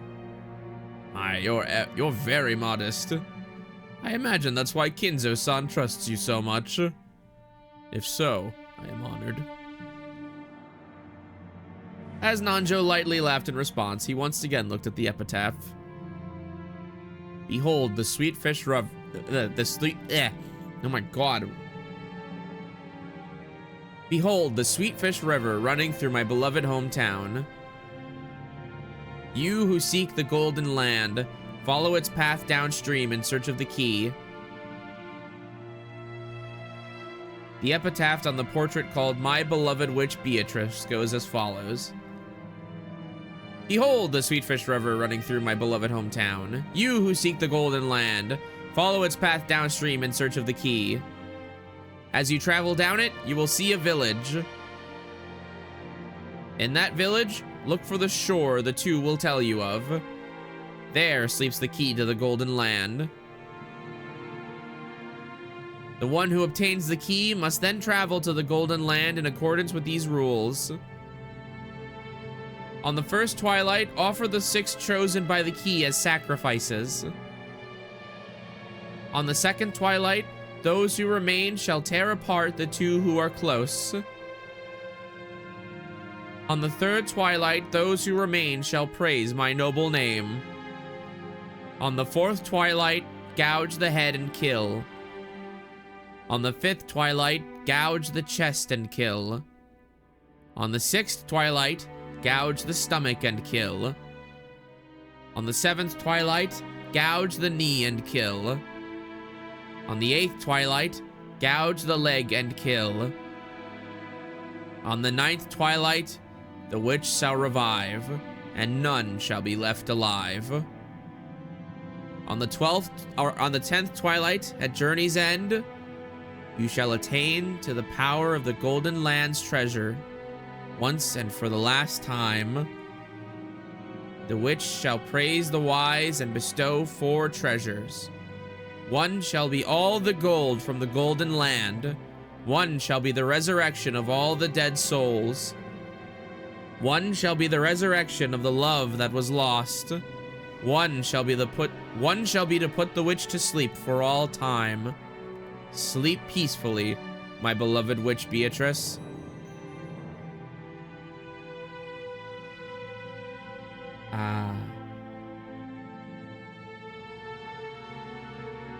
I've already solved it. I don't know what they're all worried about. That shit was easy.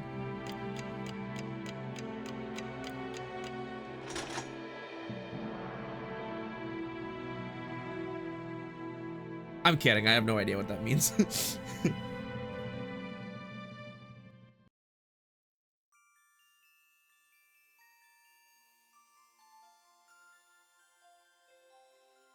Anyways, beach time. La la la la la la. So, on the 10th twilight, the journey ends, and you reach the Golden Land. You really are diligent, Maria. You did a good job writing this all down. Ooh, I forget a lot, so I always write things down. Mama told me to. I forgot to close my door.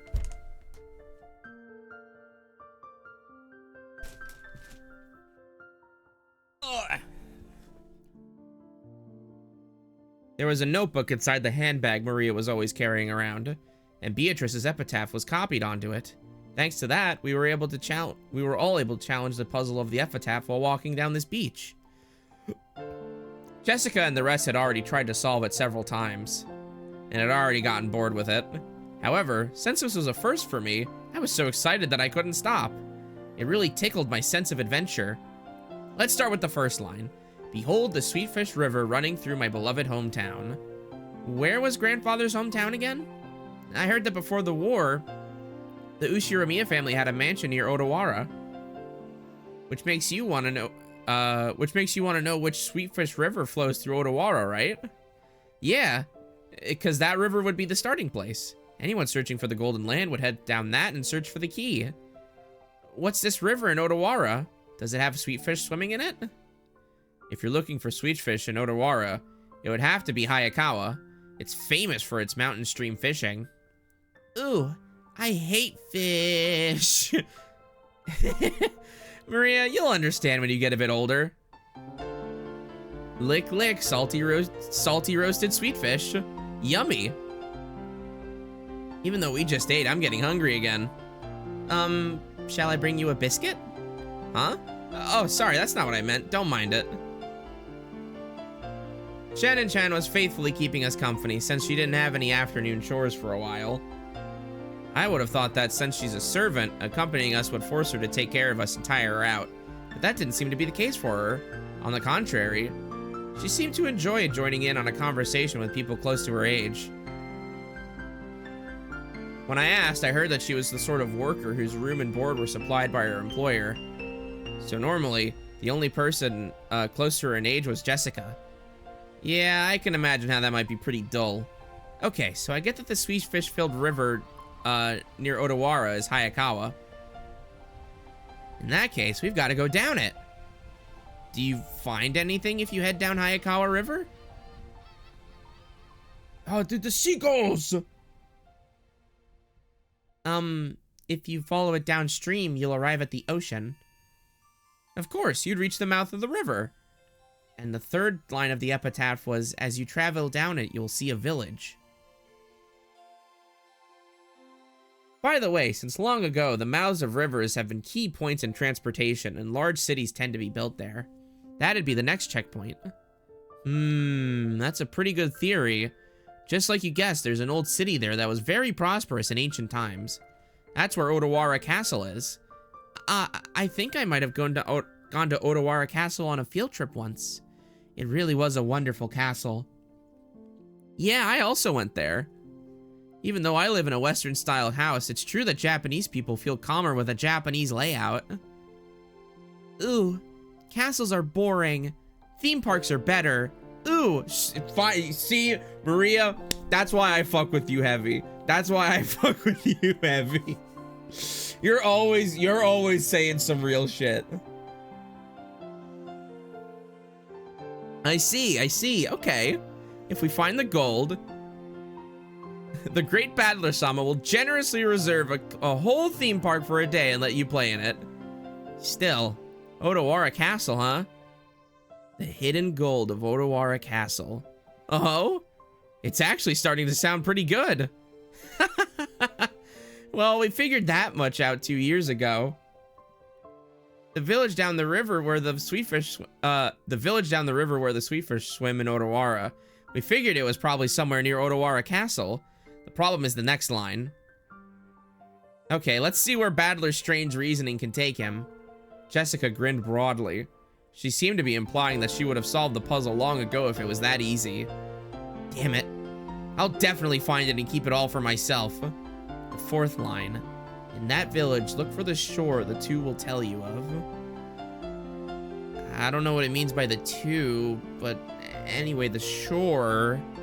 What does it mean by the shore? No, wait. Is there any place near there with the shore or Kishi in its name? I've heard there's a place called Soga Kishi in Odawara. Huh? Wow, you sure know a lot about it. What could that mean? Shannon-chan, are you trying to solve the riddle and get the gold too? That makes us rivals. It's not like I'm interested in gold, it's just that George-sama told me about it before.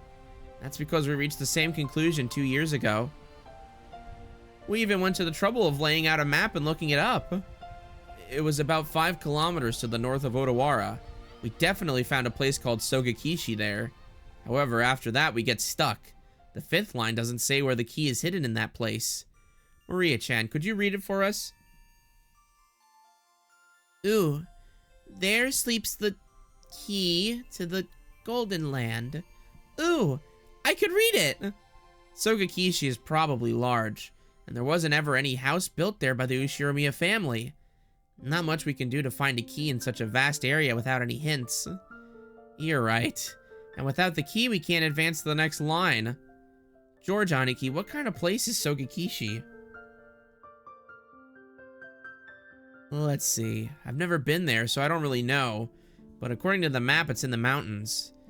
I'm pretty sure it was at the base of Mount Asama. Something doesn't feel right. You'd expect a riddle pointing the way to hidden gold to be a bit more exact. I get the feeling that even the part about Sogakishi was a mistake. Well, I think it could be Sogakishi. It could be talking about some house that grandfather lived in when he was a kid that we don't know about. After all, the first line mentioned his beloved hometown. Shannon, you've served grandfather alcohol and stuff lots of times, right? Hasn't he ever talked to you about his past? The master almost never speaks of the past. However, he talks of the Great Kanto earthquake as though it was someone else's story. So he may have been living far away from the Kanto area. The Ushiromiya family may have been living in Odawara, but not all of the branch families were. Grandfather often called himself part of a branch family. At least the least connected to the successor. And that means the beloved hometown might not even be Odawara at all. Never heard anything about grandfather's hometown. And I doubt he'd actually tell me if I asked. If the so-called beloved hometown isn't referring to the Ushiromiya family's roots, then the Odawara theory is wrong from the beginning. Of course, this doesn't completely remove the possibility that it was Sogakishi. For example, perhaps he lived in Odawara when he was very young, but then moved far away later. Ooh, I don't understand what you're all talking about. Ooh.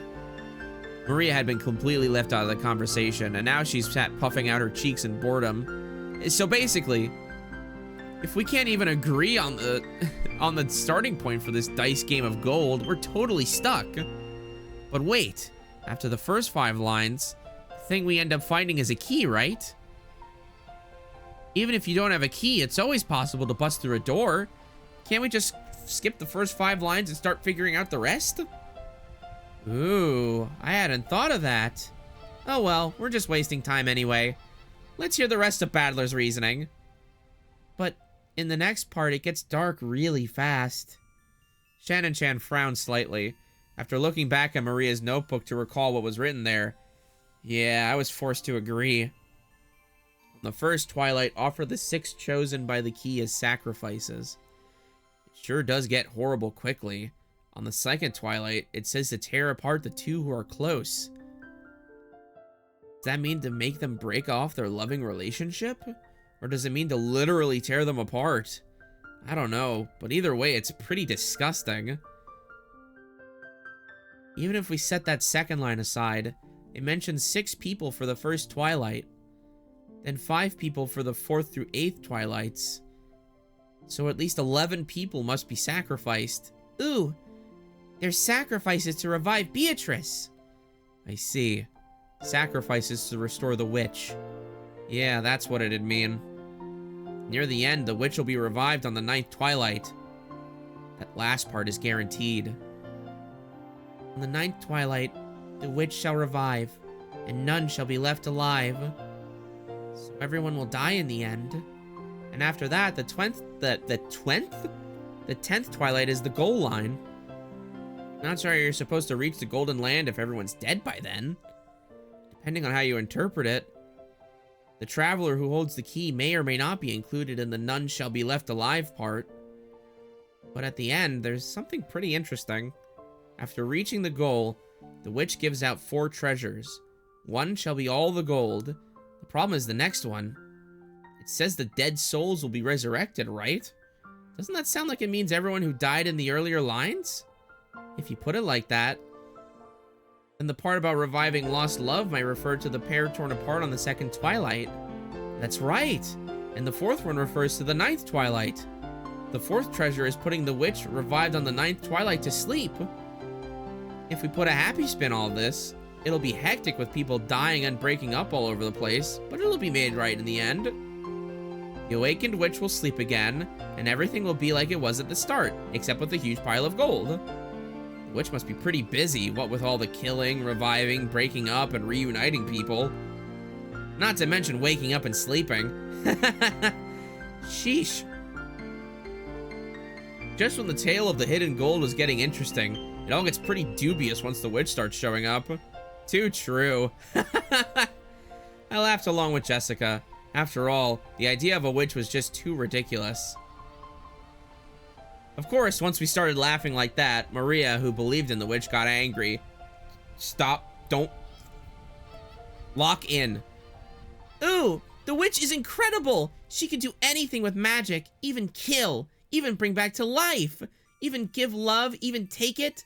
She can fly in the sky, can become invisible, can even make golden bread out of nothing. Ooh, ooh, ooh, ooh, ooh. Dang. My bad, we were just joking. Jessica apologized, sticking out her tongue, but Maria didn't accept it. She grabbed her notebook back out of my hands and, opening up to some other pages, tried to prove that the witch existed. Those pages had colorful drawings of witches on them, and well conveyed the fantastical image Maria had of witches.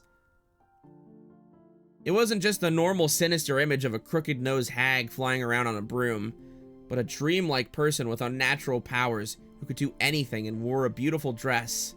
It was just what you would expect from an imaginative young girl. Flitting through the sky, crossing a rainbow, dancing around all night with a teacup and a teapot that would never get empty no matter how much you poured out of it. With a flourish of her staff, the stars in the sky would become candy and pour down, and flowers that produced sweets would bud by the roadside. To Maria, witches were the only concept that could embody the magical dream that so captivated her. As she grew older, it was the last remaining thing that could give richness to her dull and plain everyday life. That's why Maria believed in witches. She didn't want that dream of hers to be tarnished. She's like 9! What are we talking about? Her dull and plain life. No, she's a child to a rich family, so I guess I could see it. That's why she didn't want anyone to tarnish the epitaph, which affirmed the existence of witches.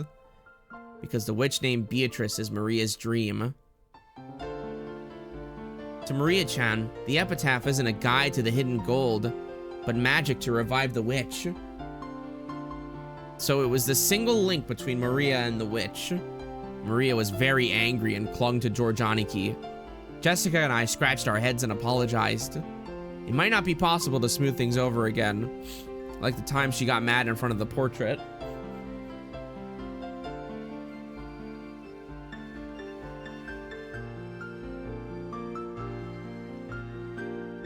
Maria didn't seem willing to be easily consoled. Unlike Jessica and I, who hung our heads wondering what to do, Shannon-chan timidly opened her mouth. Maria-sama, did you know? There's a ghost story about Beatrice that has been passed down amongst the servants. Ooh? Yeah, that's right. Shannon, tell us about it. I don't really know, but it's apparently pretty famous among the servants. What is this? A ghost story? Yes, it seems it's a story from before we were born. I also heard about it from my mother. Yes. Hold on.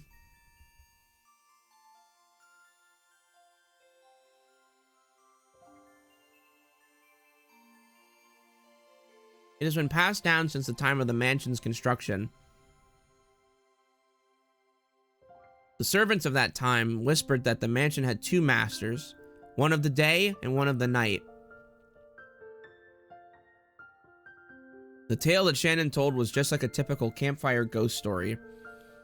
If there was a forest with a witch living inside it, then of course the witch would come to pay the mansion a visit from time to time. At some point, this ghost story naturally sprouted up between the servants. When people do the rounds a second time to check doors, windows, and locks that were supposedly closed, they'd find some of them left open. Lights that were supposed to be off were turned on, and lights that were supposed to be on went out. Things left lying around would disappear, and things would appear when no one had any memory of putting them there. When any of these things happened, the old servants would say that the witch had visited the mansion, invisible, and was playing pranks. Ooh, see? She exists! Beatrice exists! Yeah, she exists. Long ago, it was always right before leaving for school that I wasn't able to find my bag and stuff. Maria puffed out her chest with an ooh-ooh as though this was final proof of the witch's existence. If I opened my mouth, Maria would probably be hurt again, so I didn't. I mean, you hear this kind of story everywhere. Depending on the place, they might blame it on a dwarf or an elf. The only difference is that they call it a witch on this island. Of course, walking around a vast, elegant mansion at night would be a little unsettling. It's an island devoid of people. Since the mansion is so drafty, walking around the night of a thunderstorm would certainly be eerie. In addition, some servants have also seen will-o'-the-wisps and glittering butterflies dancing around. Cannon-kun also saw something like that when he went patrolling one night, and recently, you also hear servants talking about strange footsteps heard inside the mansion near midnight. We whispered together that the Beatrice-sama in the portrait sometimes makes herself invisible and walks through the mansion. It happened a while ago, but even I have heard footsteps while patrolling at night that resemble these stories. Ooh, that's scary. But there's nothing to be afraid of. Beatrice-sama is another ruler of this mansion, separate from the master. So, there's no need to be unnaturally afraid. If you respect her, I hear she won't do anything bad. However, she can be quite terrifying if you don't respect her, right? Correct. I've heard that just before I began working here,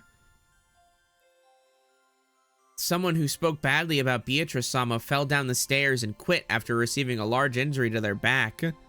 Because of that, there was a rumor between the servants that Beatrice-sama's anger had been brought down upon this person. Ooh! Anger will definitely be brought down on Badler and Jessica. Ooh. I'm sorry! I don't want her anger brought down upon me! I apologize, Maria. Of course, I also apologize to the witch. I'm sorry, Beatrice-sama. Please forgive an outsider's nonsense. I'll apologize as well. I'm sorry, Beatrice-sama. Will the witch be able to forgive us now? Ooh. Don't know. Witches are fickle, so they forgive when they want to, and don't when they don't. Ooh. That's no good. Maria-chan, isn't there some kind of good luck charm that could prevent Badler-kun and Jessica-chan from suffering Beatrice-sama's wrath? Maybe something that can block against magic? By relying on Maria, who is proud of knowing the most about witches, George was trying to revive her self-esteem. Once again, I've gotta admire his ability to calm kids down. After taking a moment to cross her arms and seriously ponder whether there might be a charm that could save us, she started flipping through the pages in her notebook. I thought it was just a scribbled diary, but there also seemed to be quite a few pages that looked like they come from a book on black magic.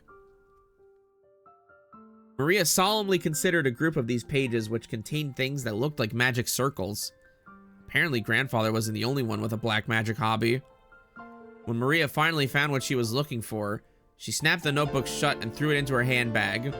She then began fishing through that bag's contents. There seemed to be various jumbled up things in there. After a while, she took out various pieces of junk, although they were probably important magical items to Maria, and repeatedly threw them back in, saying they were wrong. It was all a little humorous. Just like when Dortmund took out the wrong tool. Whoever that is. Finally, she seemed to discover what she was looking for.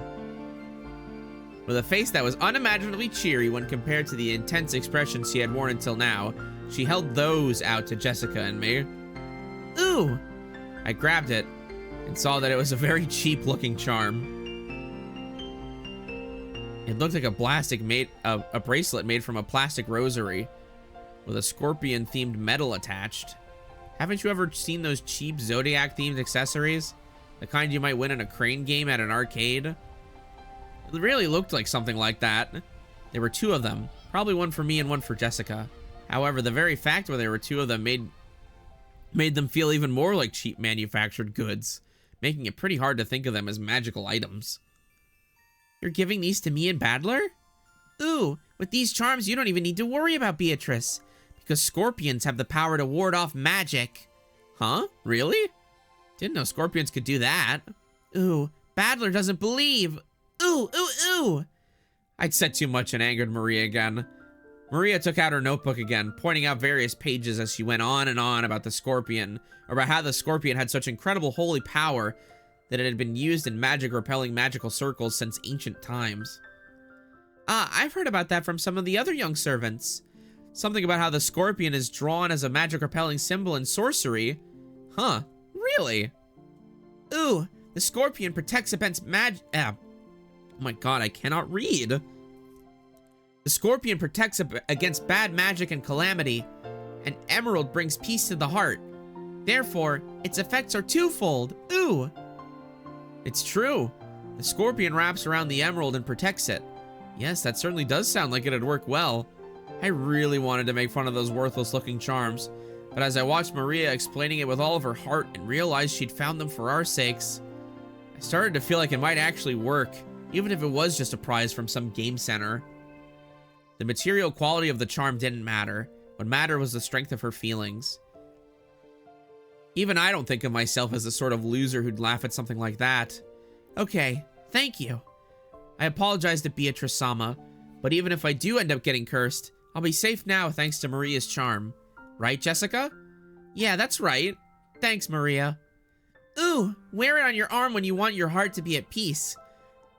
Put it in your wallet and your money won't decrease. If you hang it from a doorknob, bad things can't get in. It's a really convenient charm. What an incredible effect. If Maria-sama gives it her confident seal of approval, then it surely must be reliable. Shan clapped her hands together and Maria stuck out her chest. She was totally in a good mood again. It's probably best if we let her lead the conversation a bit longer, if it'll keep her in such a good mood. Come to think of it, she looked a bit bored when we were getting excited about the hidden gold, probably because she couldn't keep up.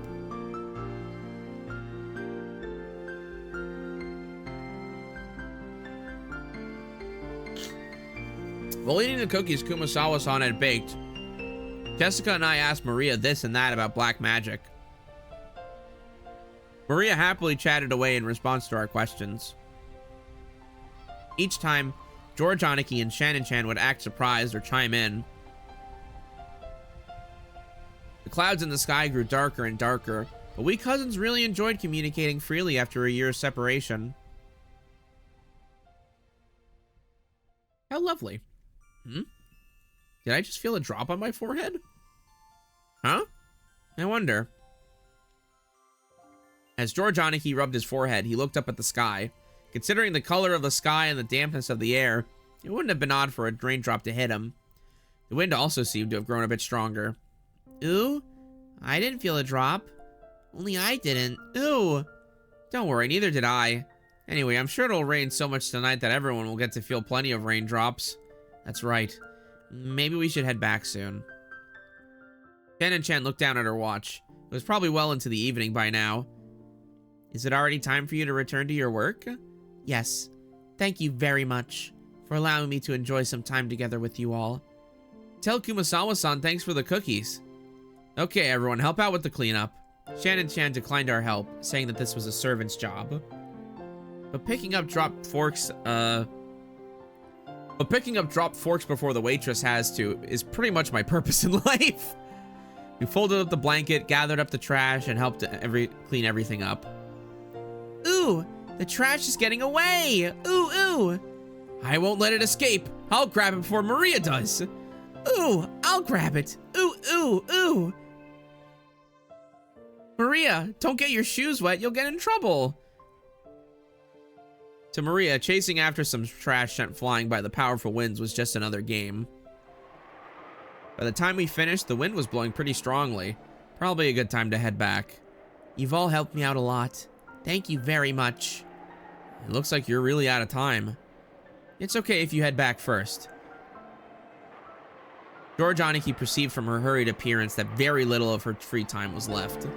Genji-san's very strict about time.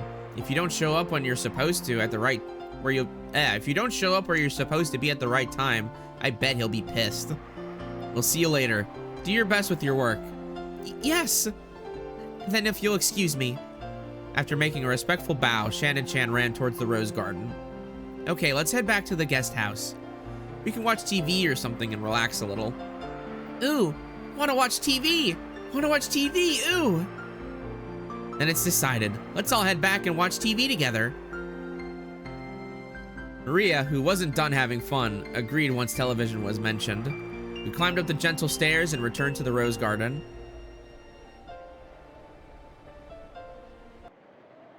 The wind had grown very strong, and roses shook throughout the garden like ripples on the water. This might be our last chance to see these beautiful roses. I'll bet tonight's typhoon ruins them. These roses might be done in by tonight's winds. You're right. Still, I think the roses were pretty lucky.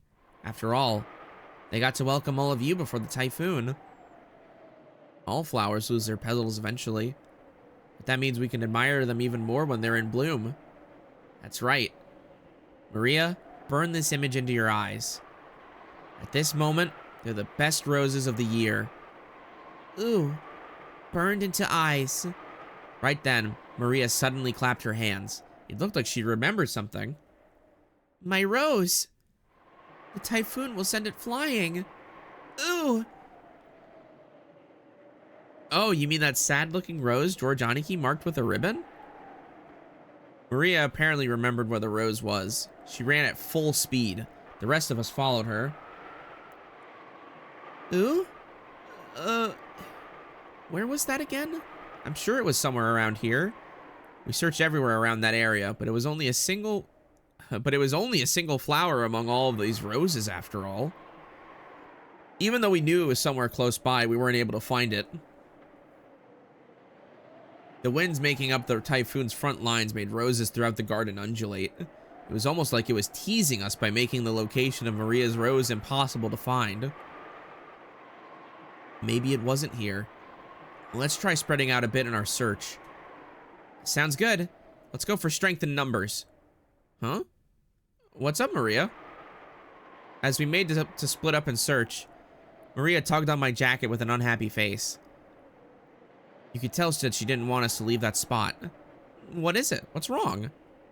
My rose is here. It's here! But it's actually not, right? Maybe it was on the other side of the flower bed? If we all look, we'll find it fast, okay? Ooh, it's here! My rose is here! Look for it!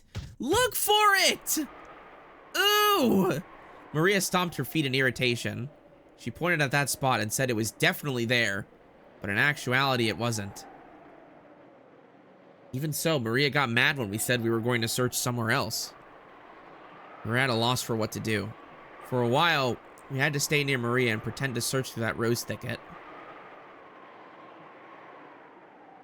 Ooh, ooh, not here, not here, not here. Oh, maybe she's saying that it should be here, but isn't. Maria became increasingly irritated. Oh man, Maria's really losing her temper. Sometimes Maria starts to really care about really pointless stuff. Yup.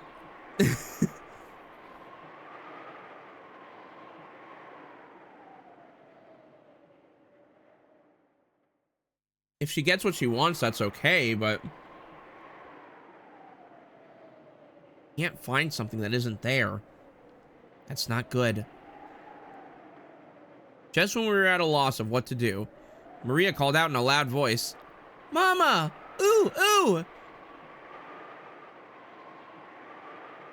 We could see Aunt Rosa in the direction Maria was waving her hand.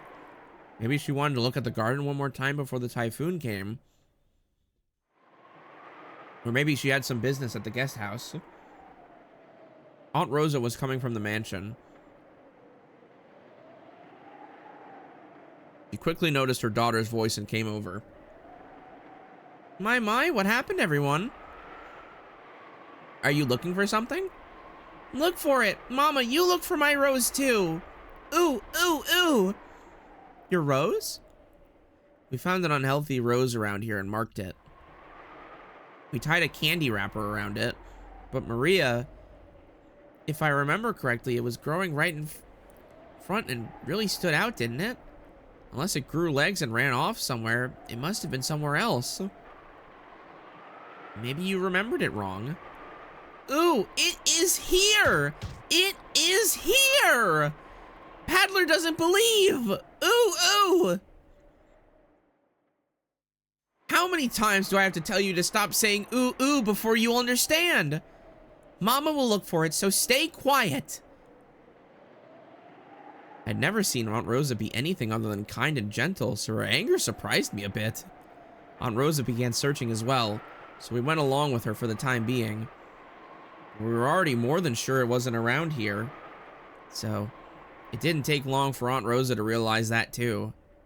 The rose isn't here. Did you mistake this place for somewhere else? There are so many roses around. Ooh! That's wrong! It is here! Mama doesn't believe! Ooh, ooh, ooh! I already believed you and looked hard for it, didn't I? But it isn't here. Ooh, but it is here! It is here, but it isn't! Ooh, ooh, ooh! And someone must have ripped it out. Anyway, stop saying ooh, ooh! Ooh, ooh, ooh! Who ripped out my rose? Who did? Give it back! Give it back! Ooh, ooh! 4 oohs? Ooh, ooh, ooh, ooh! How should I know? Stop it! Stop saying ooh, ooh! Aunt Rosa slapped Maria's left cheek with her palm. Whoa. Not cool, man.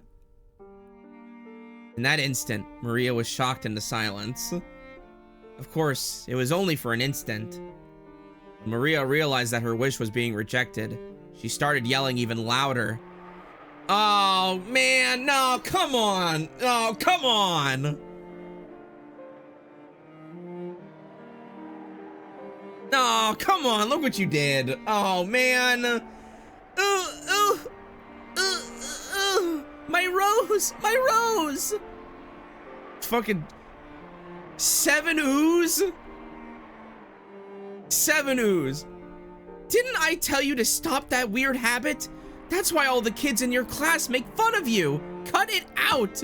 Once again, her palm slapped Maria's cheek. All right, come on now. All right, that's it. I'm stepping in. That's it. I'm stepping in. This time, she didn't go silent. She choked as she started crying and began to bawl in an increasingly loud voice. Aunt Rosa was clearly irritated and lifted her hand once more to try and shut her daughter up. Aunt Rosa, now, she's just a little kid, so there's no reason to get so serious. I tried to cut in with a bitter smile, rubbing my hands together.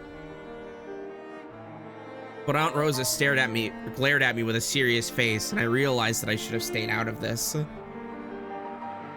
I'm sorry, but could the rest of you go back to your room for a bit? I need to have a little talk with Maria.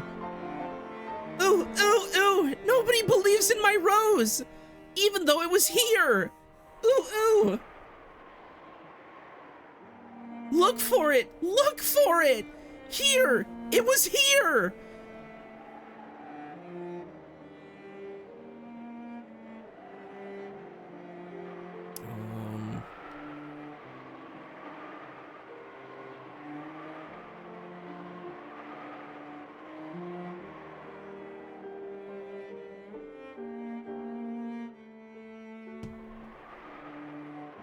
But it's not here, so you must have confused this place for somewhere else, right?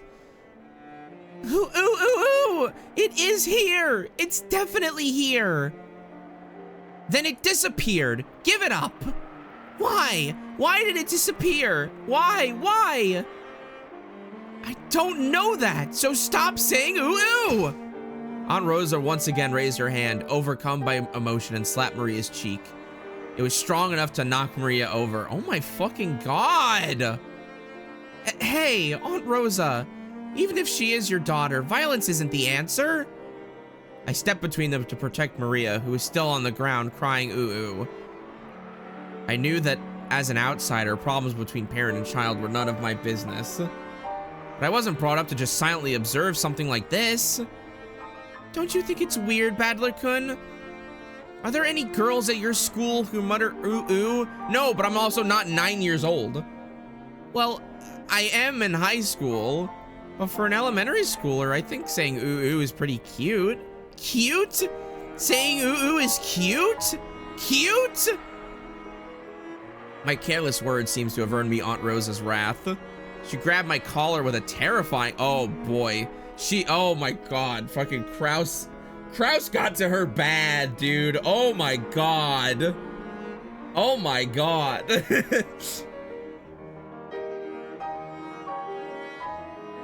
Don't say such nonsense. Do you know how old Maria is? She's 9. She's a 4th grader, not a kindergartner, but she still makes that sound during class. Don't you get it? Don't you know what they say about this kid when they bully her? Thanks to this weird habit, she still hasn't made a single friend. Don't turn your eyes from reality and carelessly call Maria cute. Think more seriously about this kid's future. Ooh, ooh, ooh, ooh. Fucking, oh my god. 6 oohs. I told you stop making that sound. Didn't I tell you to stop it? Aunt Rosa struck Maria's quivering head, from which an increasingly unhappy voice was rising. Oh my god, stop. I tried to stop it, but Aunt Rosa pushed me away. Oh my god! My back hit George Aniki. A long time ago, Aunt Rosa also thought of it as nothing more than one of Maria-chan's baby words. Now that it hasn't been fixed even midway through elementary school, she's been worrying about it a lot. How she talks isn't really that big of a deal, right? She'll never make it as an adult if she's like that. Okay, but she's not gonna be an adult for another, like, 10 years, man! Like, what? Like, huh? So, even though it isn't fun to watch, this is a problem between parent and child. Well, even I get chewed out by mom all the time because of how I talk. When they put it that way, maybe even a scene as painful as this isn't something an outsider like me should put it on. Mark Atoto, thank you for the raid with a party of 45 viewers. He's just a kill guy. Pretzel, thank you for the tier 1 sub for 15 months. He's just a kill guy. Thank you for the raid, Mar.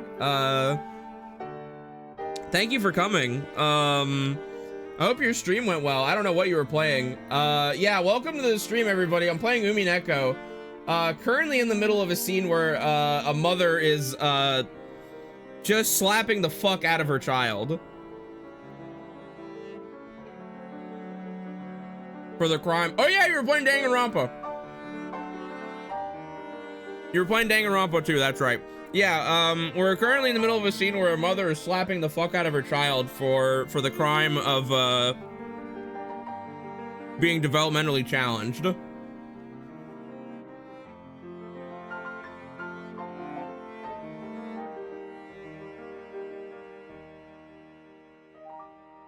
No, it's bad. No, it's ugly. It's ugly. Badler-kun. When you were a kid, didn't you have any bad habits that you couldn't fix and that got you into trouble? Well, one or two. On Parents' Day once, I kept getting yelled at in front of everyone, and it was embarrassing as hell.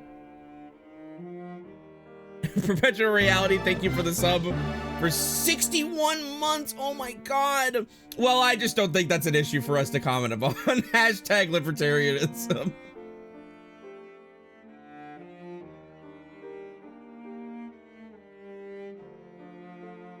No, it's bad. It's like, it's bad, dude. It's fucking gross.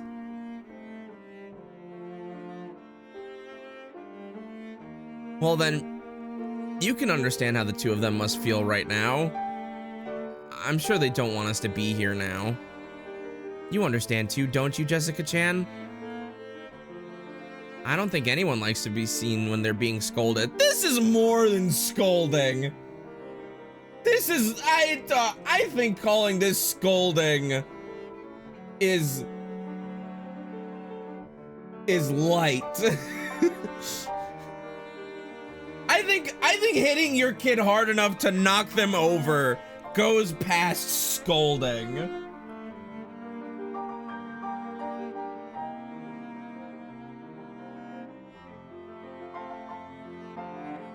Let's go. We'll return to the guest house. Then, after Maria-chan comes back, let's welcome her as if nothing happened. That's probably for the best, isn't it? We thought George Oniki's point was probably a reasonable one. And we may have been eager to use that reasonable sounding argument as a justification to retreat from this heartrending scene. Jessica and I nodded at George Oniki and we all left. We called towards Maria, telling her that we were going to head to the guest house. She didn't seem to hear and we felt sort of guilty and shameless after saying it. In that case, look by yourself as much as you want. Mama doesn't care. Ooh, I'll look for it. I'll look for it by myself, even if Mama doesn't care. Fucking 5 oohs. Have it your way. You're gonna leave your fucking child in the middle of a typhoon?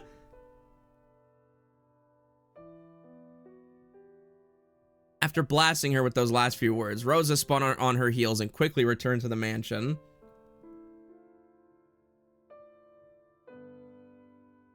Maria probably viewed that as a cold gesture meant to injure, but that wasn't Rosa's intention.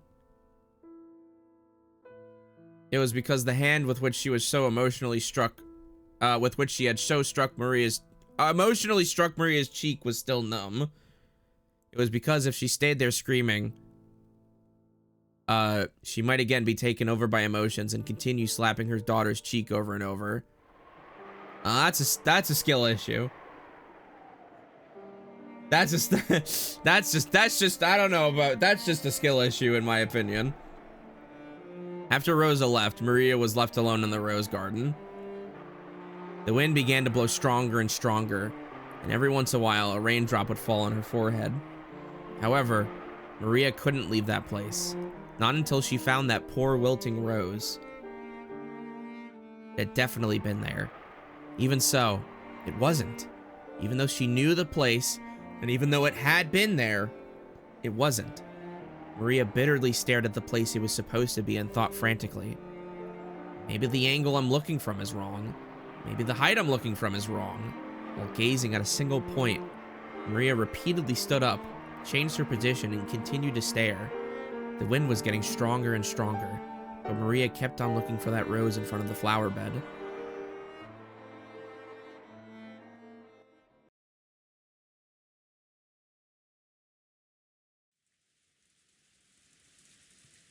Please don't still be outside. Please don't still be outside. Ginzo noticed the sound of the raindrops beating on the window. It seemed to be pouring down thickly. It had begun to rain later than the weather report had predicted. Ginzo approached the window as if being summoned by the sound of the rain. The sound of rain is a sound of silence. The sound feels quieter than any silence. It makes humans remember that, in the end, they are alone from the moment they're born to the moment they die. You're late, Beatrice. Those words directed at the rainy sky? There was no one to be seen in the direction of Kinzo's gaze. Well then, let us begin. Let us begin our banquet of miracles. Silent has now been cut off from the world. Now there are none who can interrupt my ceremony. There are many fitting sacrifices for you.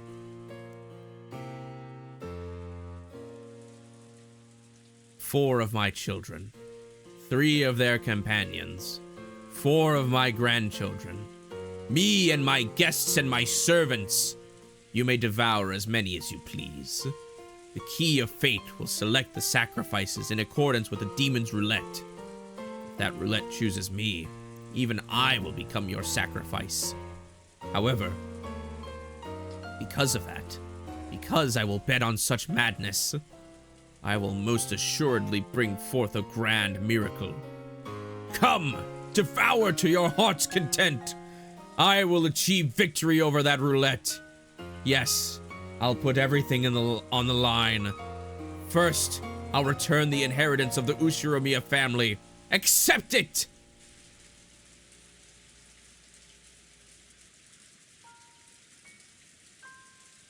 Kinzo tore the window open, ripped a golden ring off of his finger, and forcefully threw it away.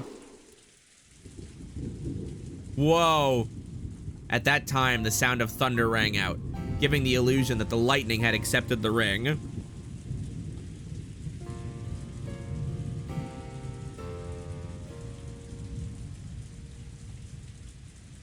And when you are resurrected, surely I will be the one who stands witness. I will survive until the end and watch over you as you awaken. So come, Beatrice. Welcome to my banquet. In exchange for all that I have created, show me another miracle just this once. Oh, Beatrice.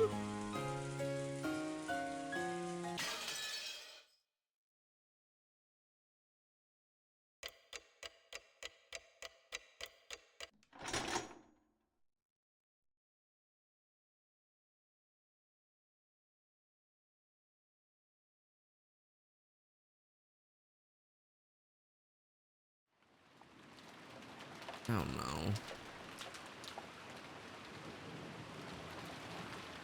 A news ticker popped up on top of the TV program we were watching. The disaster report told how municipalities all over were continuously sending out rain, flood, and wave warnings. Of course, the raindrops beating harshly on the window were even more convincing. This rain's incredible. Still, when it's raining this hard, it also feels like it might stop at any moment. You wish. They said the typhoon's moving slow, so it might be like this all day tomorrow. And even a little bad weather stops the boats from coming. It looks like we won't be able to head out on Sunday after all. Just in case, I cleared out all outside business from my Monday schedule, and I'm glad I did. Which means... looks like we'll get to skip school Monday. Living on an island's starting to sound pretty good. Come to think of it, Jessica, you've got to take a boat to school every day, don't you? What do you do when the boats stop running? You stay home when it rains and show up late when the wind's blowing like King Kamehameha? If the boats don't come, I stay home. Still, it's not as good as it sounds. Usually I'm ordered to study by myself, and it's not that fun with someone standing right behind you watching everything you do. during the rainy season, does the weather ever stay bad for a long time and make you miss a bunch of days in a row? That does happen sometimes. Still, I'd get a call from my homeroom teacher every single day, who'd sourly guide me on how I should teach myself and what I had to turn in. She can't skip school as easily as you're imagining Battler could. She's got to follow the rules for people who travel to school by boat and get a good amount of studying done. It'd actually be easier to just go to school. In my own room, I get distracted and can't concentrate. Thank you! Thank you, Jessica! Thank you! Fucking thank you!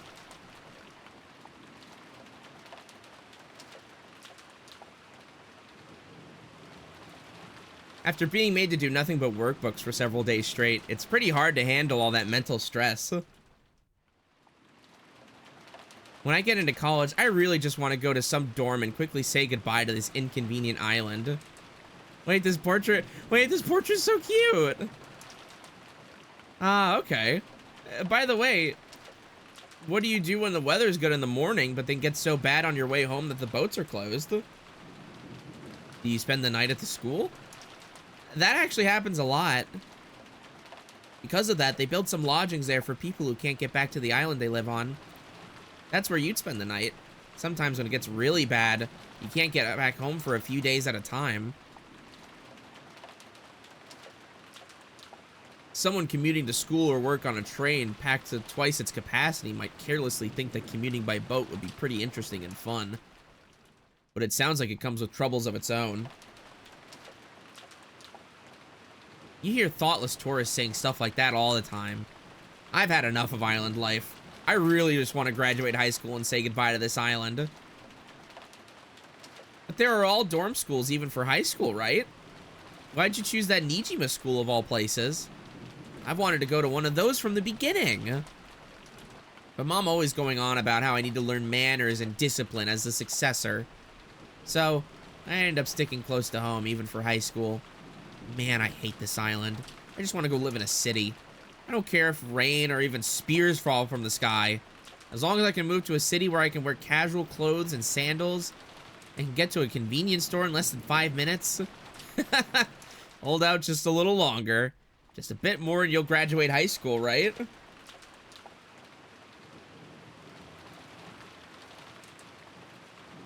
I can't wait a little longer.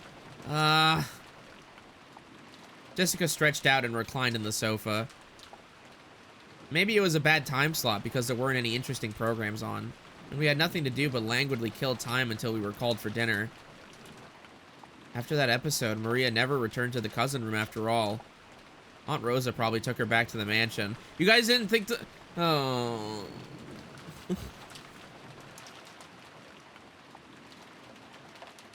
God...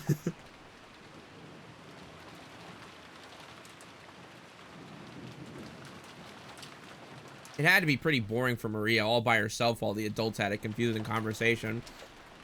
She is 1000% still out there. She is 1000% still out there. Oh my god.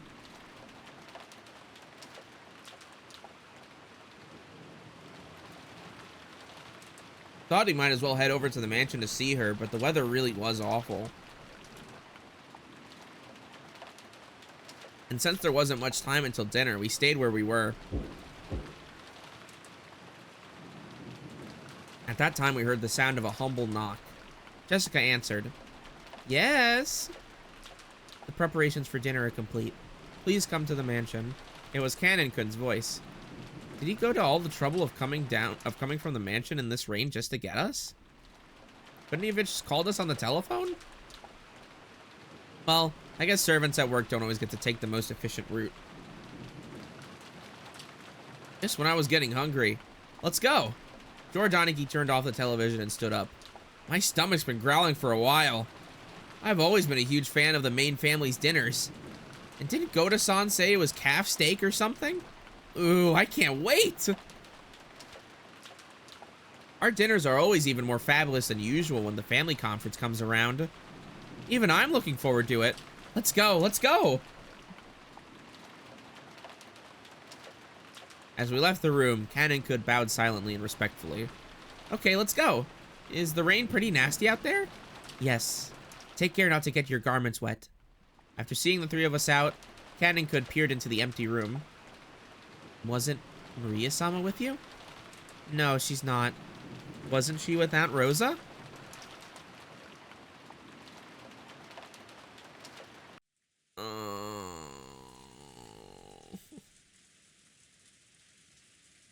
Rosa was lying on a sofa in the empty parlor, having fallen asleep before she knew it. Oh no! She was bearing a burden that the children couldn't even imagine. That's why she only needed to let her guard down a little, before the weariness immediately dragged her into the world of sleep. Realizing this, Genji brought a blanket over to her. When he tried to spread it over her, her eyes snapped open as though she'd been shocked with electricity. Thank you, Genji-san. When she realized that the thing that had touched her was just a blanket, and that Genji had considerately given it to her, she let out a sigh of relief. Did I wake you? My sincere apologies. No, it's okay. I hadn't planned on sleeping in the first place. What time is it now?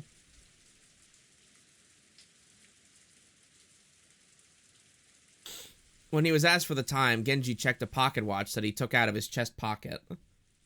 It is slightly after 6. Rosa gave her head a little shake when she realized that not much time had actually passed, even though it felt like she'd slept for ages. Even though she didn't feel rested at all, the drowsiness that had enveloped her must have been pretty deep. Thank you. I'll be fine without the blanket. I mustn't sleep at such a strange time. My sense of time has been completely thrown off. The rain has finally started pouring down in earnest, hasn't it?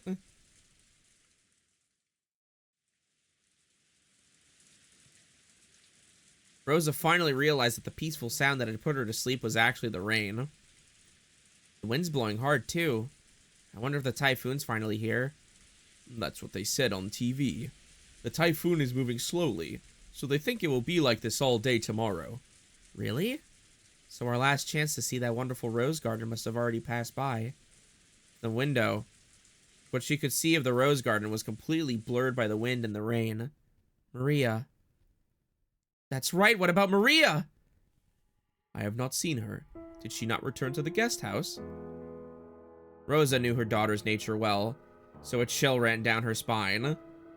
Maria was stubbornly honest, and if she was ordered to find something that didn't exist, she would look forever and ever, even in pouring rain.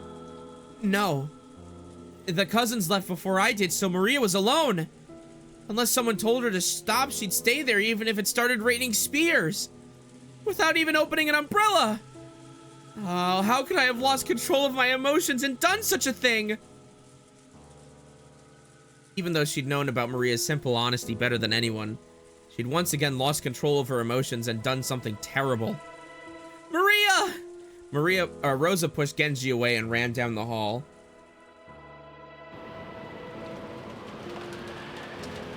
The outside really looked like a typhoon, and the rain was pouring down spectacularly. Maybe because of some aspect of the terrain. The winds weren't typhoon class, so an umbrella wouldn't be torn out of one's hands. Even so, it certainly was a windy rain.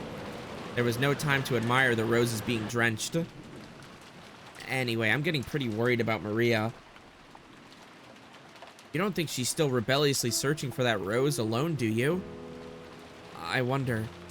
Surely she wouldn't do it in this rain. Or at least I wish I could believe that. But Maria-chan sometimes gets really stubborn and intensely straightforward. We hadn't worried much, thinking that Aunt Rosa had taken her back to the mansion.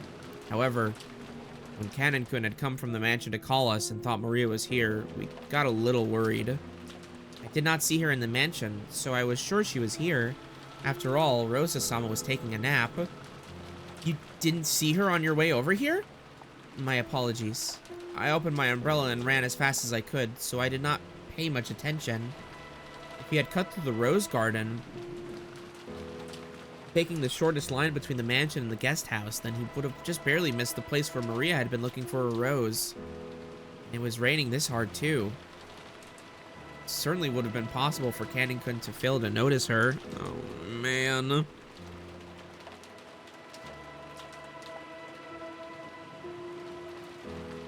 Instead of arguing around here, it'd be faster to just check it out directly. Aniki, why don't we race over there? Oh, do you think you can beat me now that you've been growing for 6 years? Okay, let's settle this. Go!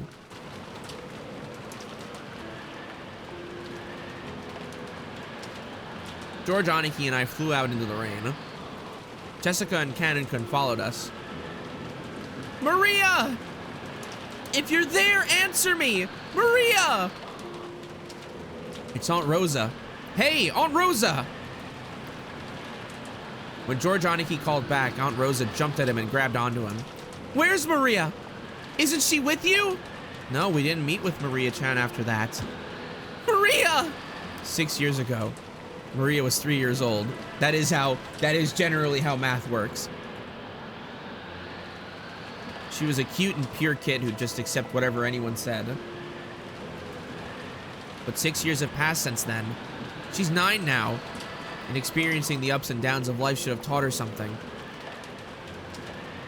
But Maria, are you telling me you're still as innocent and pure as you used to be? We're talking about a 9-year-old! Why are they talking like she's supposed to be like grizzled and like fucking jaded down by life at 9 years old? Maria! As I circled the rose bed, something white unexpectedly turned to face me. It was a white umbrella.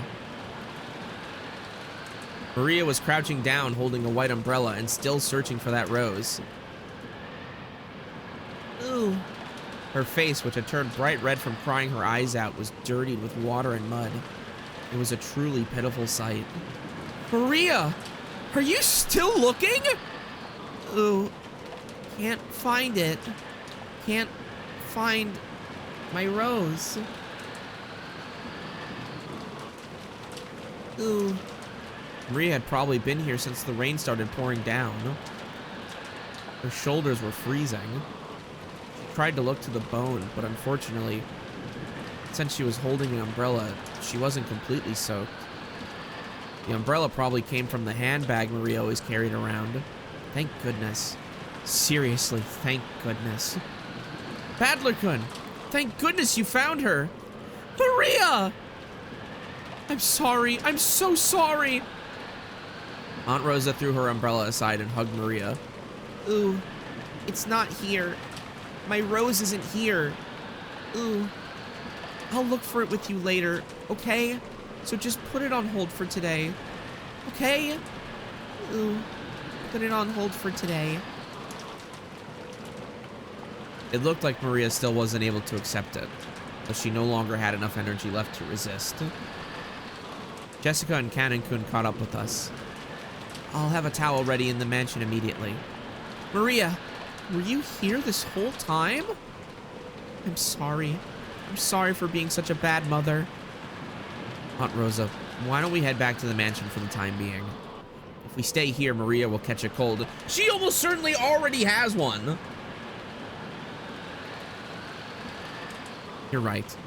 Maria, let's go. If we don't get you cleaned up, Grandfather will be mad. Ooh, hungry. It's already time to eat. You did a good job holding out, Maria. Once the weather gets better, we'll all go search together. We couldn't stay in the rain forever. We took Maria with us as we headed back to the mansion. Maria apparently wasn't as worn out as I thought. When she remembered we were having calf steak for dinner, she started chanting, I'm hungry, ooh, ooh, and returned to her usual spirited self. Aunt Rosa didn't chide Maria for saying ooh, ooh. I see. So she had an umbrella on her. Maria sure is good at packing the right stuff. Ooh, I didn't bring an umbrella. Ooh. What? Then how'd you get out that white umbrella you're holding? Ooh, I borrowed it. Some caring person must have brought her an umbrella. A normal kid would look for shelter once it started raining, but Maria was too stubborn to give up so easily. Where did you get the umbrella? Where did you get the umbrella? So maybe that caring person gave up on telling Maria to find shelter and decided to at least give her an umbrella. I see. I'll have to thank that person. Who was it? Ooh, Beatrice. Oh, the sting. God. Fucking awesome. The name Maria cheerfully mentioned was that of the island's witch. Rosa took a deep breath and asked again, trying to do so in a way that wouldn't damage Maria's good mood. Really? That's wonderful. So, who was it? Who brought you that umbrella? Ooh. Beatrice. Ooh. Maria immediately realized that her mother didn't believe her and started crying out unhappily again. So Rosa stopped pursuing the subject. It'd probably be faster to ask whoever lent Maria the umbrella during dinner rather than ask Maria herself. So-called Beatrice deniers. So-called Beatrice deniers. It must have been the, Science and Logic must have brought Maria that umbrella.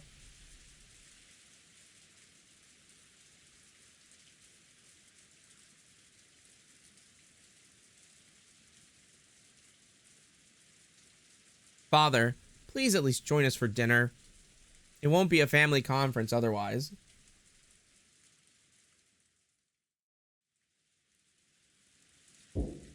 Along with a dull pounding on the door, the sound of crosses and entreaty could be heard. However, that voice seemed to be resigned to the fact that nothing it said would be heard. Kinzo-san, won't you at least come out for dinner?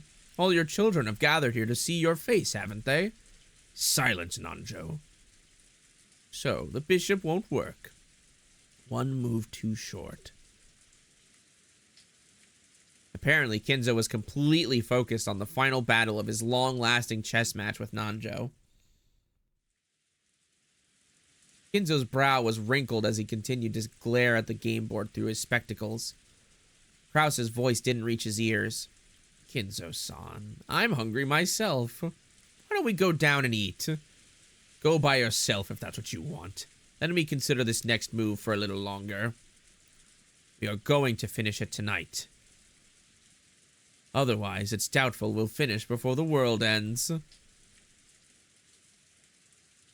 Nanjo rose from his seat, hoping this would prompt Kinzo to do the same. But Kinzo's eyes never left the chessboard. He knew well that Kinzo always displayed a blind concentration when it came to chess. But he'd never seen Kinzo concentrate as hard as this. It was almost as though Kinzo was telling the truth, and there would never be another chance for them to continue their contest if they didn't finish tonight. It seemed that, no matter how obstinately he called out to Kinzo, it wouldn't reach the latter's heart. Nanjo gave up and headed to the door that Krause was still banging on. The door of the study opened. Krause was taken aback, thinking that maybe Kinzo was actually coming out. However, Nanjo was the one who appeared, and Krause let out a sigh of relief.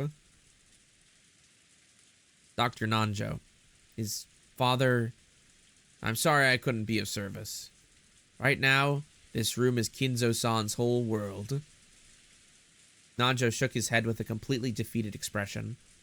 Krause raised his fist once more and banged on the door, shouting, Father, can you hear me? We're heading down now, but please join us anytime you feel like it. All of your children are waiting for you. His voice was very loud, and he was making a racket pounding at the door. There was no way it wouldn't reach Kinzo's ears. Well, it certainly was reaching him, but he ignored it anyway. However, unlike the time he'd been called down for lunch, he didn't fly into a rage. By now, Kinzo was calm at heart, almost as though he had taken on a philosophical view and turned himself over to fate. Neither dinner nor the faces of my children interest me in the slightest. Dude, fucking evil King Arcinian.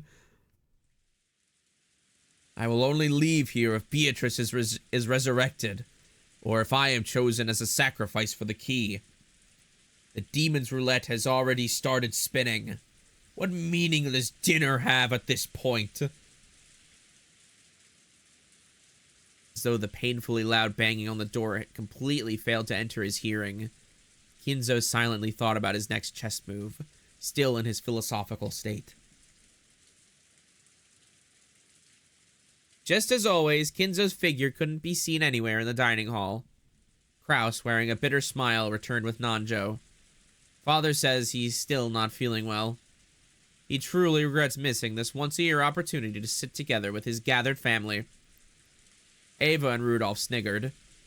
Given Kinzo's personality, there was no way he'd show signs of regret, and none of his relatives showed any regret at his absence. Why don't we start dinner? Goda, begin. Certainly. Well then, if you will all allow me. When Goda was told to start the family conference dinner, his biggest time to shine of the whole year, he nodded with a broad grin.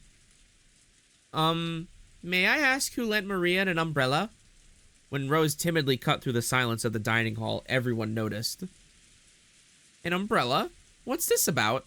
A short while back, Maria was in the rose garden when it started raining, and she apparently borrowed a white umbrella from someone. I wanted to thank them. It wasn't one of us. After you left, we moved to a different room and had a friendly chat the whole time. That's right. Even after that, the siblings had a real friendly chat. The word friendly fell awkwardly from Hideyoshi's lips. So even those who hadn't been present could tell the conversation hadn't been a pleasant one. At the very least, it couldn't have been me, Ava, Rudolph, Hideyoshi-san, or Kirie-san.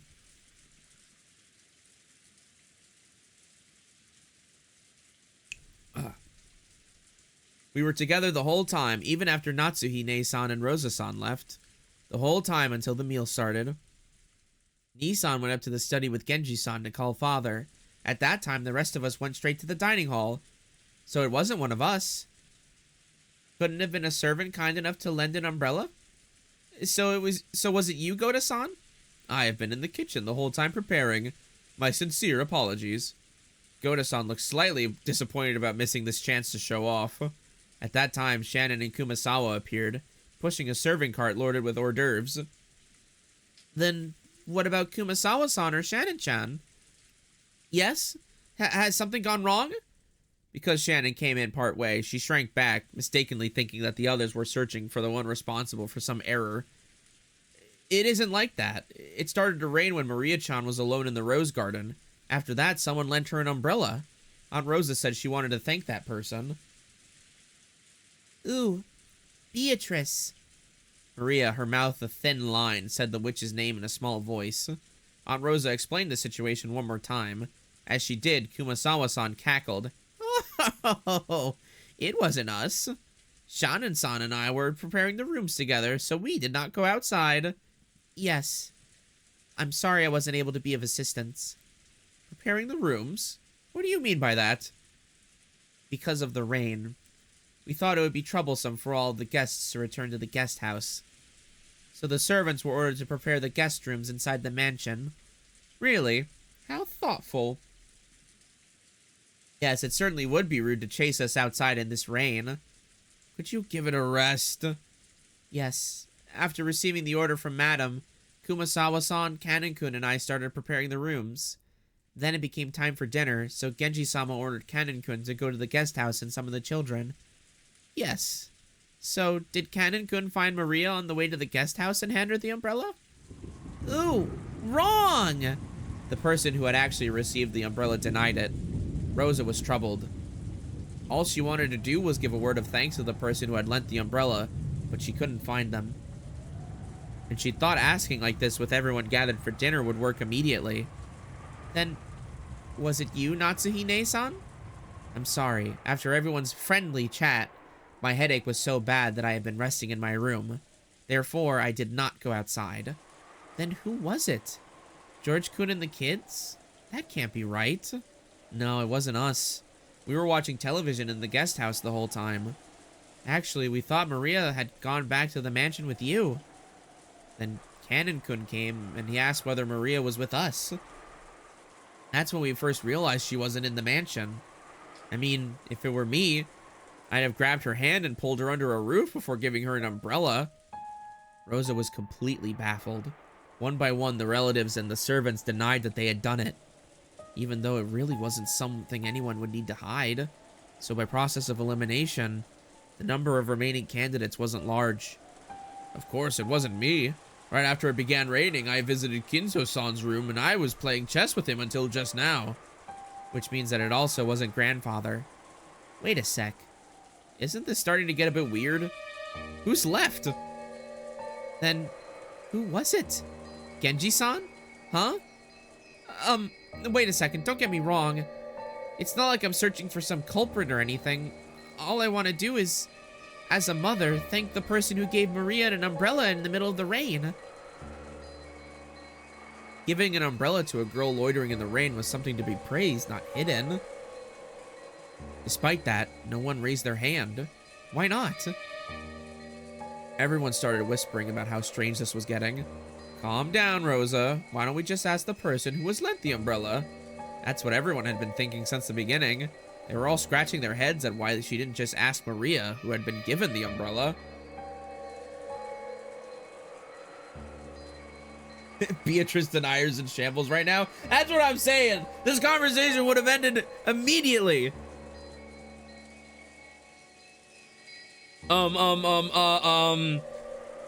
It must have been a fucking airplane that was transporting umbrellas and it got fucking blown up. So a white umbrella just perfectly flew down right over Maria's head.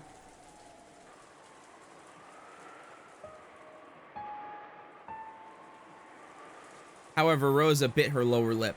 After all, she already knew how Maria would answer if asked. Of course. Rudolph-kun here's got it right. Maria-chan, tell your uncle. Who lent you the umbrella? Beatrice! The dining hall was wrapped in silence for an instant, but was soon interrupted by a burst of laughter. I see. So Beatrice, the witch of the forest, felt pity and lent her an umbrella. What a lovely story. Rosa, there you have it. Rosa couldn't believe it.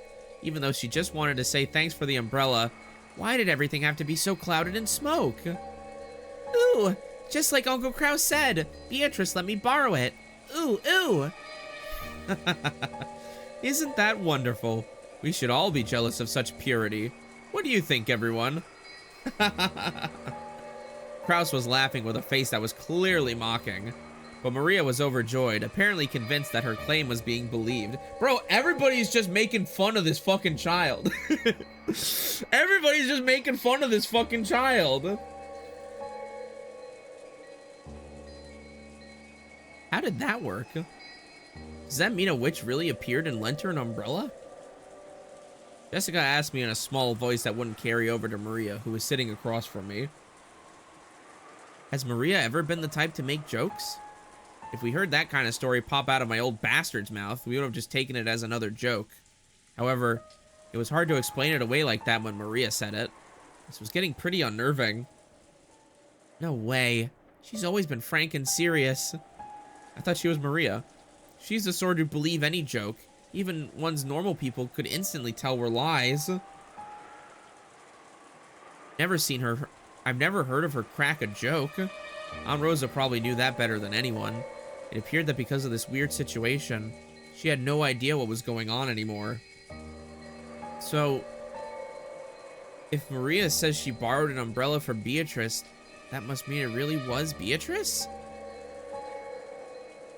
We're talking about Maria here, so I can't think of it as some kind of metaphor or joke. It might be best to take what she says at face value. Then, what's going on? Are you saying Genji-san or someone put on that fancy dress from the portrait and gave Maria the umbrella? I'm not sure about that. Actually, that's what I want to know. Jessica shrugged jokingly, but her expression didn't completely match her attitude. Once I fucking started reading it phonetically. Once the hors d'oeuvres were set out and Goda showed off his vast store of knowledge, the meal began. A couple of casual chats broke out here and there, but they seemed somehow distant. And the meal ended up being so quiet that you couldn't ignore the sound of the rain sneaking into the dining hall. You're saying a whore made these d'oeuvres? That's disrespectful. Don't say that. Kumasawa and Shannon, pushing the serving cart, ran into Genji and Cannon on their way to the kitchen. Oh, it's Genji-san. Did you lend Maria-san an umbrella? An umbrella? What are you talking about? Well, I heard that when it started raining, Maria-sama was alone in the rose garden. It seems she borrowed an umbrella from someone there. But we don't know who it was. It wasn't me. After all, I actually thought Maria-sama was in the guest house. When Battler-sama first found her, she was already holding a white umbrella. My apologies, but it was not me either. Then, could it actually be the master? Both in the dining hall and right here, everyone had stated that they hadn't done it. I'd only left Kinzo, but maybe he went walking down the corridor for some reason when he just happened to see Maria-sama in the rose garden without even an umbrella.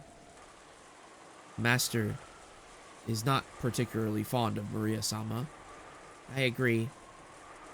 I can't imagine that for Maria-sama's sake, he'd go to all the trouble of descending the stairs with an umbrella. Oh my, how troublesome. Does that mean the one who lent Maria the Sama an umbrella really was Beatrice-sama? Kumasawa laughed, just like the relatives in the dining hall who had laughed it off. She couldn't think of any other way to break through that smoke veiling the current situation. Just then, the crisp sound of hands clapping twice rang through the hallway. They all turned around at once to see Goda coming out of the dining hall. Okay, everyone. When serving a dinner, proper timing while setting the table is essential. Please immediately see to setting out the soup. Genji-san, the women are in the middle of an important job, so please don't get in their way. Kanon glared at Goda for being rude to Genji, a person Kanon respected. Genji, realizing this, patted Kanon once on the shoulder as a warning. Kanon reluctantly turned away and returned his expression to normal. Obey Goda's instructions.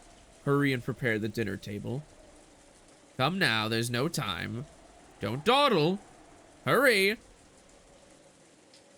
Goda grabbed the serving cart from Shannon and steadily pushed it towards the kitchen. Then please allow us to return to the kitchen. After all, Goda-san's temper is very short. But please excuse me as well. Kumasawa and Shannon left. Only Genji and Kanon remained. Through the window, the darkness of the rainy night could be seen, along with the occasional thunderbolt. Genji-sama, did Beatrice-sama really return? I don't know. Shall I inform the master? That is not necessary. If she truly has returned, she will eventually appear before the master of her own accord. Furthermore, she is a fickle person. It would be pointless to report to the master only to find that she does not appear. I wonder if this means the master's ceremony has already begun. Probably. However, that has nothing to do with furniture like us. We must continue to return the favor we receive from master until our final moments. Yes. That is furniture's duty. The thunder crashed once more. Except for those instants when lightning lit up the sky, nothing could be seen out the window but the darkness of night. Just as humans rule when the sun is up, those that are not human rule when the sun is down. The darkness of night that now surrounded Rokenjima was ruled by another master, not the Ushiromiya family. Did this master take pity on Maria when she was alone and being pummeled by the rain in the rose garden, lending her an umbrella? Kanon looked at the rose garden's lights, dimly visible beyond the window. The dim lights weren't enough to illuminate the surrounding area. Looking at those lights felt like making eye contact with the witch, and Kanon forced himself to avert his gaze. If he didn't, it felt like his eyes would be absorbed by that light. Can the weather change how people act? You often hear stories about how things like atmospheric pressure can influence people's moods and physical health. For some time now, everyone had been struggling to clear the gloomy atmosphere. But any conversation was quickly cut off, and in the end, the dining hall was simply filled by the sound of the rain. Dessert was some kind of chocolate cake accompanied by pear sherbet.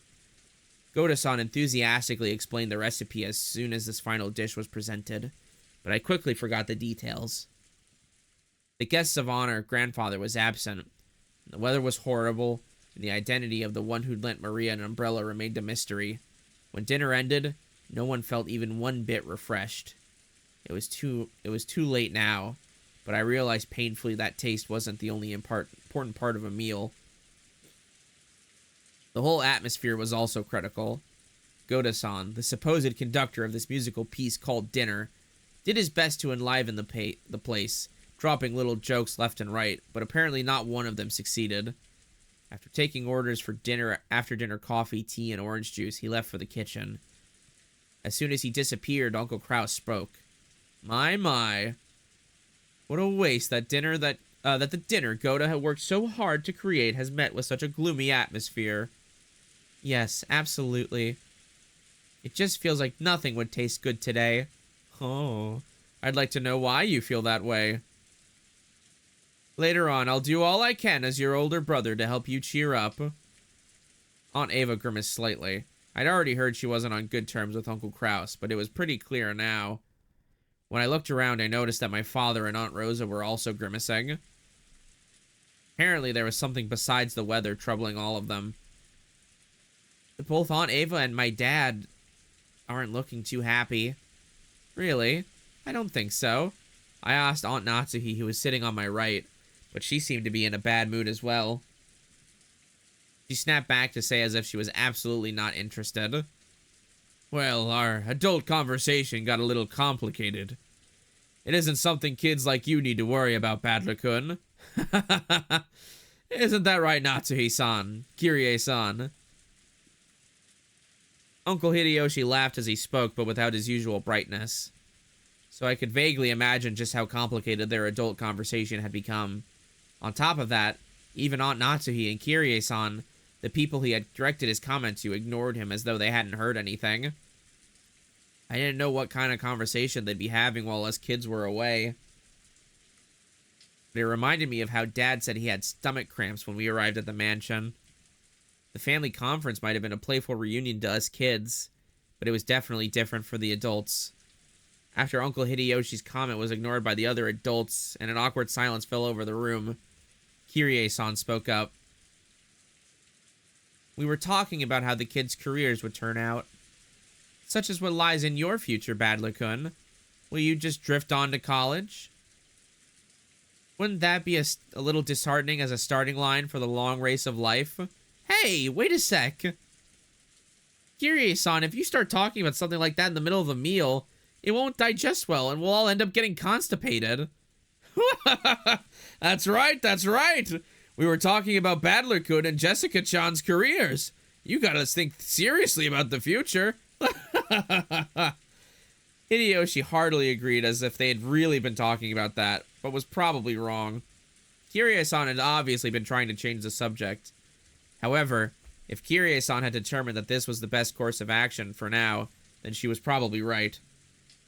Taking this into account, I cast aside my suspicions as to the cause behind Aunt Ava and Dad's bad moods. At long last, a serving cart returned, filled with coffee and tea. Kumasawa-san and Shannon-chan served it to everyone. Goda-san explained that this concluded tonight's meal. If only the mood had been a bit more cheery, it might have been the best dinner in my life. It was a shame this best of dinners couldn't have been had under the best of conditions. Ooh, George Oni-chan, is dinner over now? Over? Yes, with this dinner is finished. Don't be rude. Stay in your seat and calmly drink up. Ooh. Maria looked like she was really excited by the occasionally crashing thunder. Maybe she wanted to quickly finish eating and run over to the window. She had been fidgeting for a while, waiting for the meal to end. Some people are afraid of thunder, while others find it interesting, and Maria was apparently one of the latter sort. Therefore, when she heard from George Aniki that dinner was over, a huge smile broke across her face. She then rose from her seat, took out her handbag, which she set under her seat, never having left it even while she was eating, and began fishing around inside of it. No one seemed particularly concerned by this behavior. What's that? Where did you get it? George was the first to notice it. As he spoke, Badler noticed it too. They saw that Maria was now holding a beautiful Western-style envelope. Uh-oh.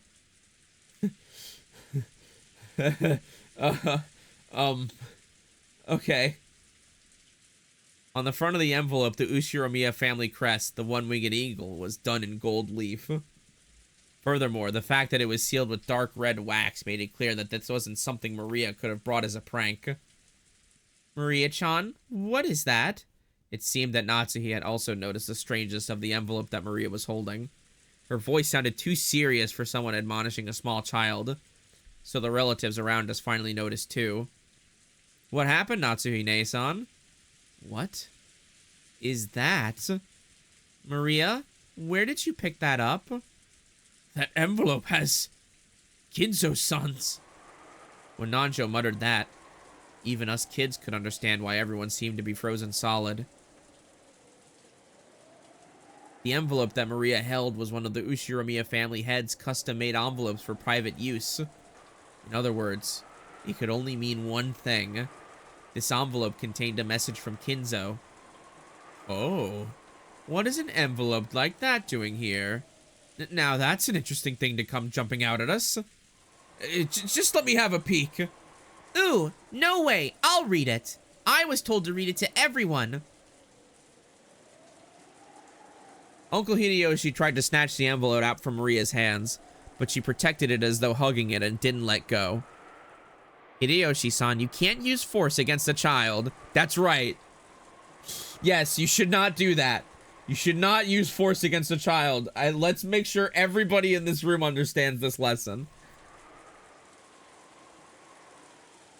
Maria-chan, where did you get this envelope? Ooh, I got it from Beatrice when she gave me the umbrella. She told me to read it to everyone after the meal was over. I'm the witch's messenger. Ooh. Messenger? The almighty witch of the island sure likes to mess around. Battler tried to joke about it, but no one laughed. I wonder what's written inside of it. Maria-chan? Ooh, gonna read it. Ooh. Maria casually opened the envelope. It was sealed only with wax, so she just had to remove the sealing wax to open it. Carrot brackets mean said in English, by the way. Oh, okay.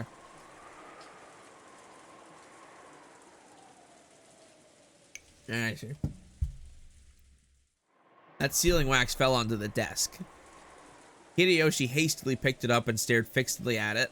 He then set it in the center of the table, where Natsuhi, Kirie, and Nanjo stared at it.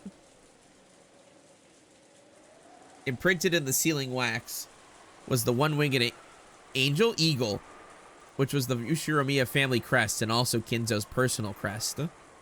This is the family head's personal crest. I know it from the letters I have received from Kinzo-san before.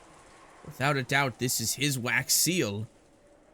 But aren't there several things in this mansion bearing that crest?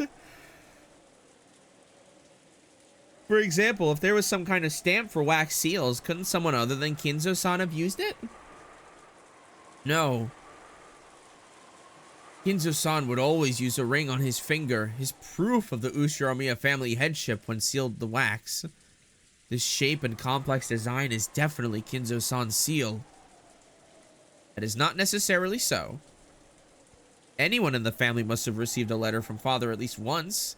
We can't eliminate the possibility that someone used that wax as a model to create a fake seal and pass themselves off as father. I agree with Aniki. No matter how much the seal resembles Dad, we can't prove that it's the real thing. So it doesn't prove this envelope came from him. I absolutely agree. I cannot approve of arbitrarily deciding that this letter came from father, based solely on the wax seal. Dr. Nanjo, couldn't you use a bit more discretion with your vague words? I apologize. It was not my place to speak. One after another, all of the siblings from Kraus on downwards rejected Nanjo's statement, saying that the envelope Maria held wasn't necessarily from Kinzo. Okay, look, just because you all are fucking got your panties all in a twist because you all need money, don't take it out on everybody else.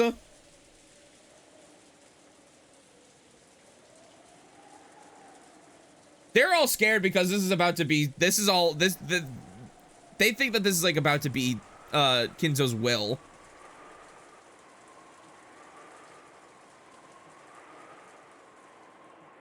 They were afraid. They feared from the bottom of their hearts that Kinzo's intentions were written in there. Yup.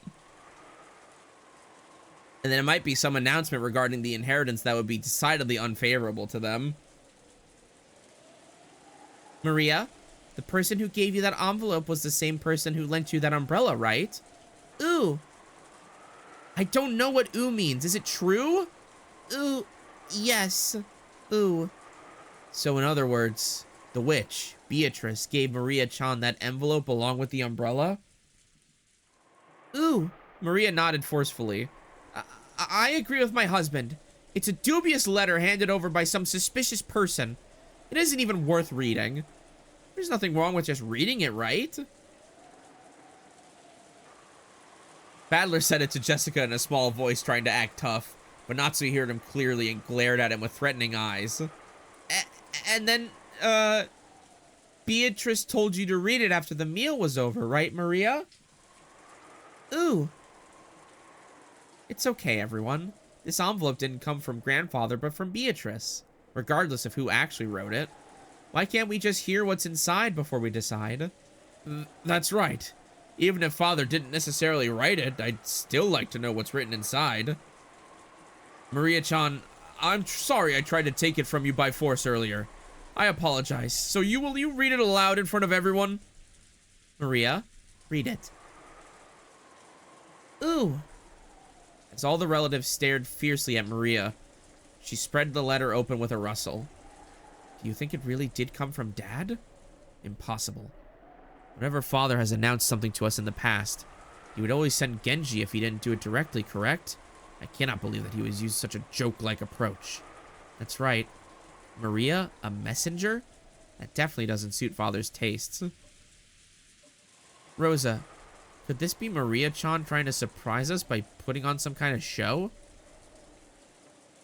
Maria isn't really a kid who'd be capable of something so thoughtful. Don't be doing that. Don't be doing that. Your kid is smart. Come on. Gonna read it. Ooh.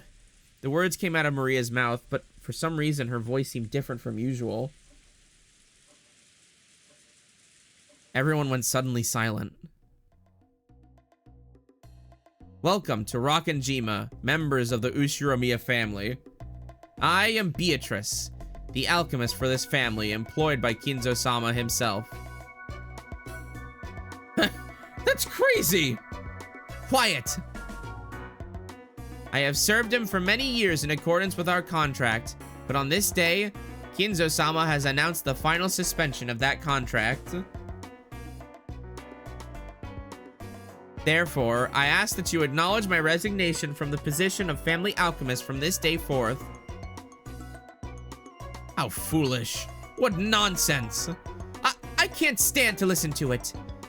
And now, there is one part of the contract that must be explained to all present. I, Beatrice, lent Kinzo-sama a vast quantity of gold under certain terms.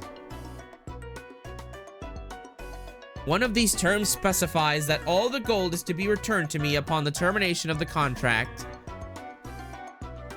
Furthermore, I am to receive everything of the Ushiromiya family as interest. Ridiculous! It's been ridiculous from the very beginning.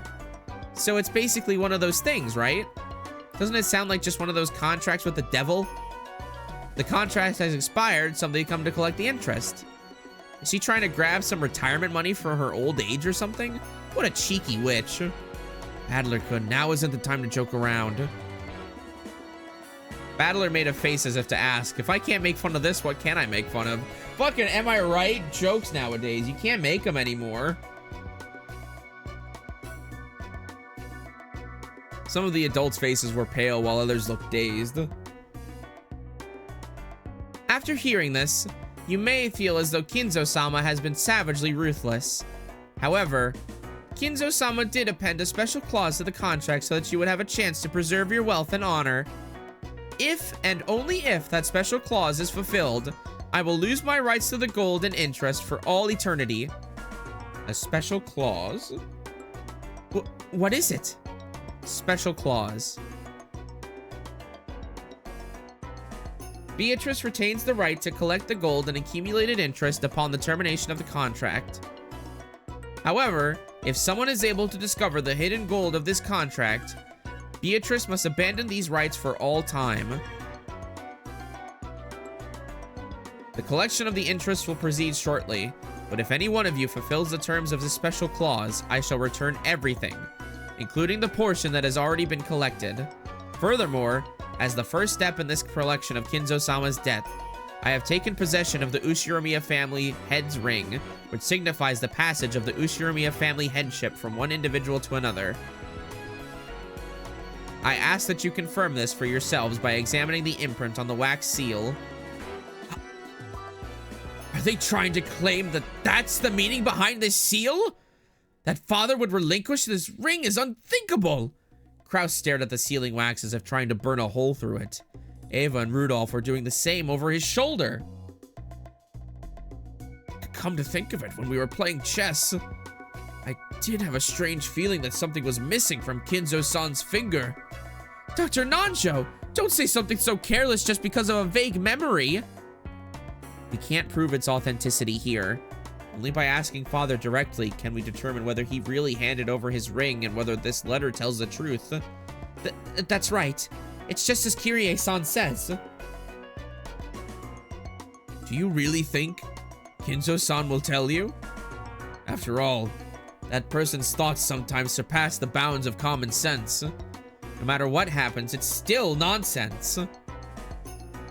In the first place, the illusion of gold itself is one of Father's tricks. I've already heard enough talk of that gold from the rest of you. But this is the witch speaking, right? About how the inheritance and all the assets will be handed over to the one who finds the gold, right? So, maybe Beatrice-sama is Father's legal advisor or in charge of his funds. We can't possibly trust some strange person who would trust such a suspicious paper to a child.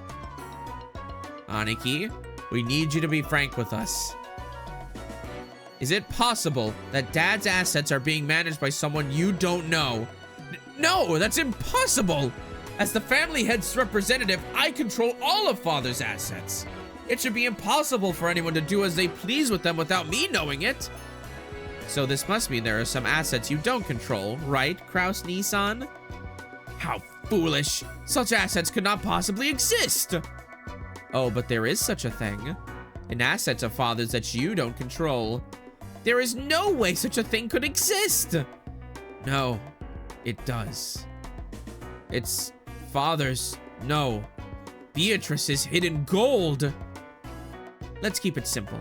In short, Dad has trusted some confidant that Aniki doesn't even know about. Furthermore, this person has always been in charge of watching and managing the gold. Or it could be some eccentric rich person who offered him a loan with rules like a devil's contract. Could it be that this confidant called Beatrice is trying to test which of Kinzo's children is most worthy to be financed by her gold?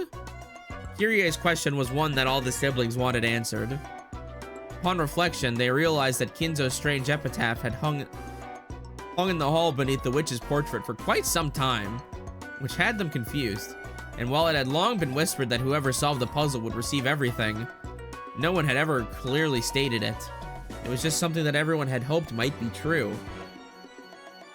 And right here, right now, the thing they'd hoped for had clearly been stated in Beatrice's letter. It clearly specified that everything of the Ushiromiya family would be given to the one who found the gold. Kinzo-sama has already publicly displayed the location of the hidden gold within the epitaph under my portrait. The rules apply equally to all who can read the epitaph. If you discover the gold, I shall return everything to you. Tonight, I ask that you enjoy your battle of wits with Kinzo-sama to the fullest. I sincerely pray that this night will be both intellectual and elegant. Beatrice the Golden.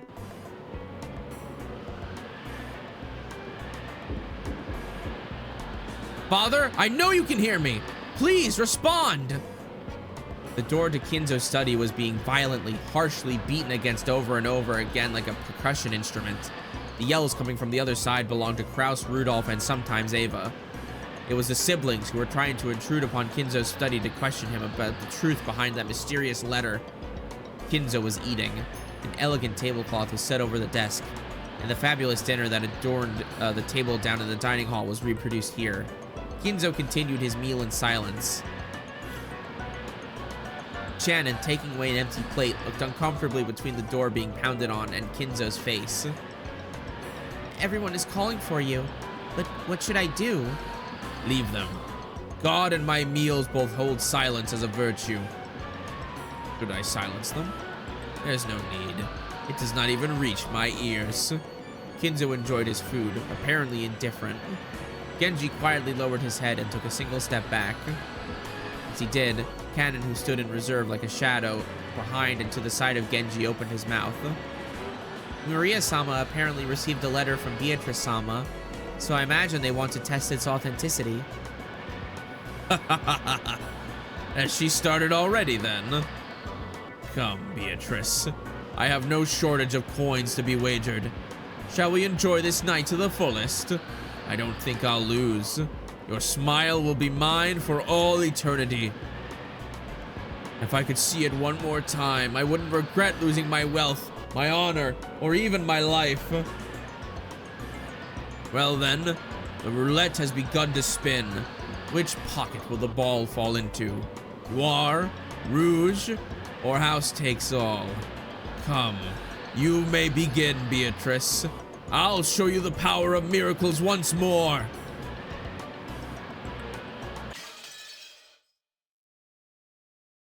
We fucking broke it.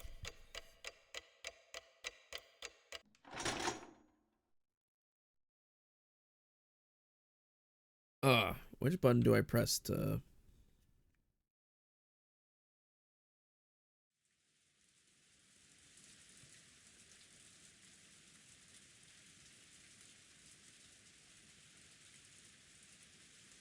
I think that's a perfect time to stop.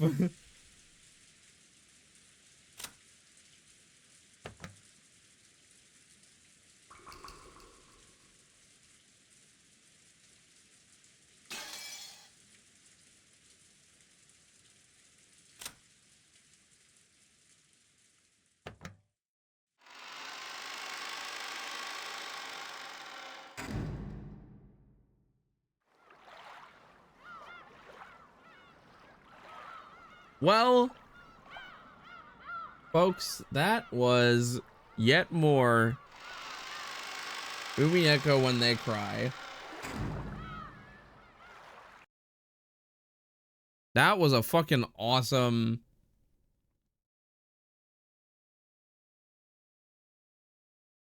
That was a fucking awesome stream. That was great.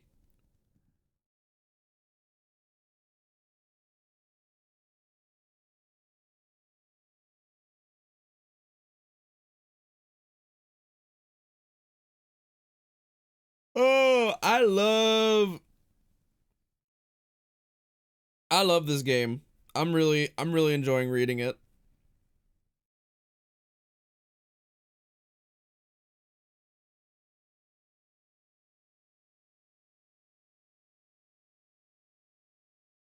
It's, I don't know. It's refreshing. It's refreshing to like realize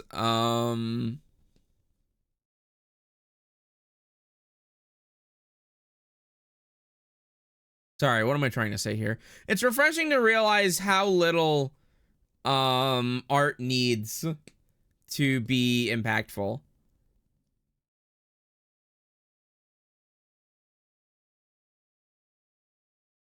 Like a game can be a PNG on a background with text over it. And it can be equally as impactful as the most like high budget production.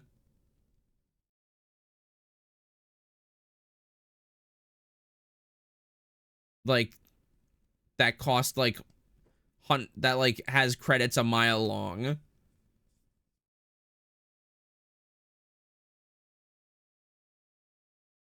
It's very refreshing, and it's also very uh it's very inspiring.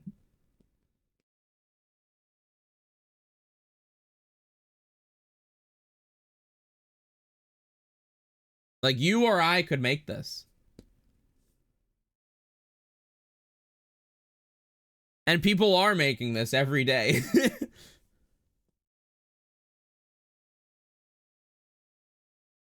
All right, let's see if there's anything anywhere ever to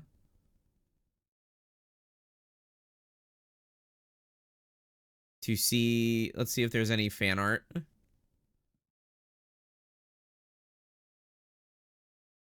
Chat room as always.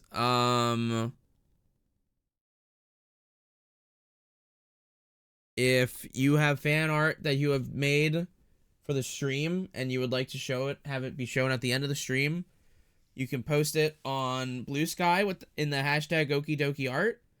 You can post it in my Discord server in the Okidoki Art channel, or you can email it to art@okidokidev.com, which I will check my email right now.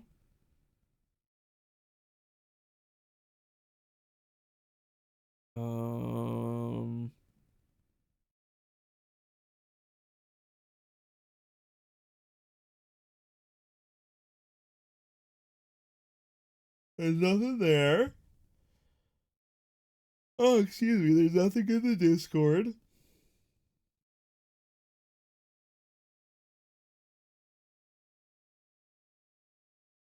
There is one thing. There is one thing from the last Umineko stream that I forgot to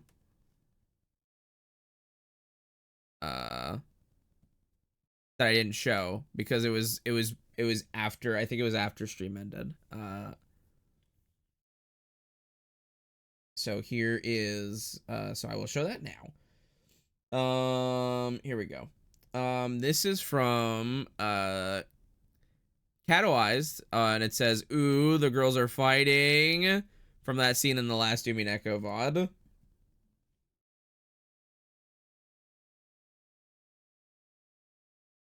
How do you know what's good for me? That's my opinion!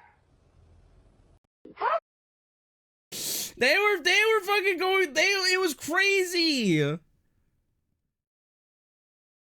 They were saying crazy shit to each other. It was crazy. And it only got worse. and it only got worse. Oh my god.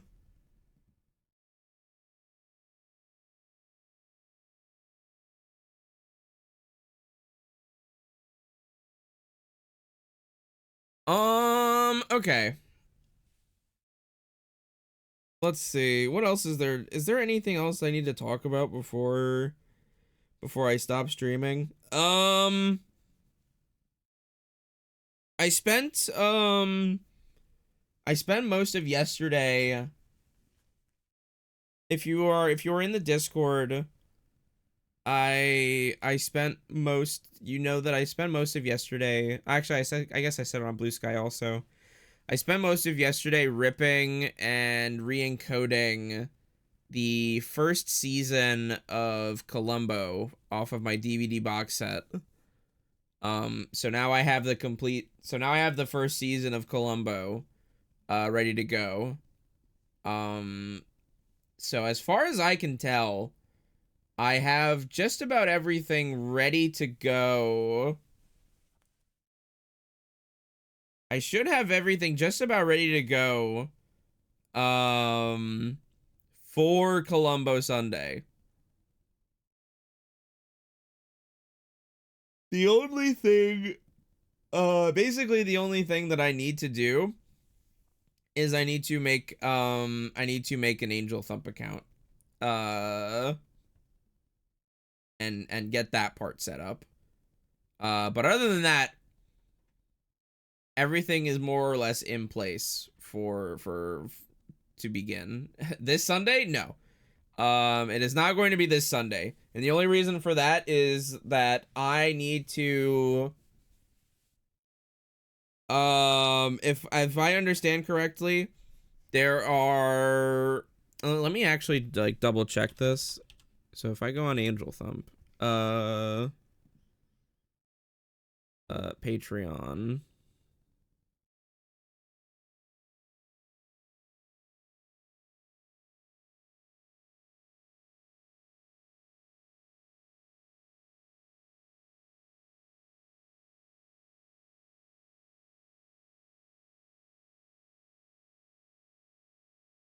There is some sort of thing I thought.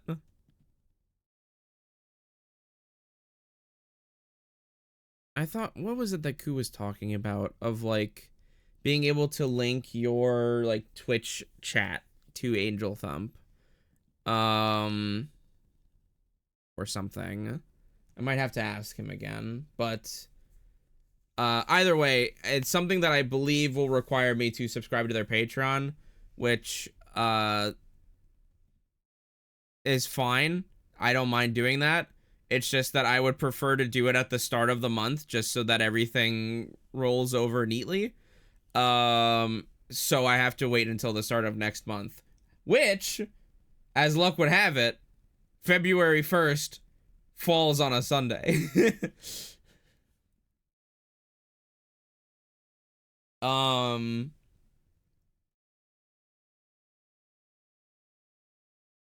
So tentatively speaking, assuming everything is set up properly, Columbo Sunday should start February 1st. In fact, I'm probably going to make my account tomorrow, like Friday. And then see what I need to do from there. But everything should be good to go, as far as I can tell. And I'm excited. I've been like the more I work on this, the more excited I am at the prospect of doing Columbo Sunday again. I didn't realize how badly I missed it. But I miss it bad.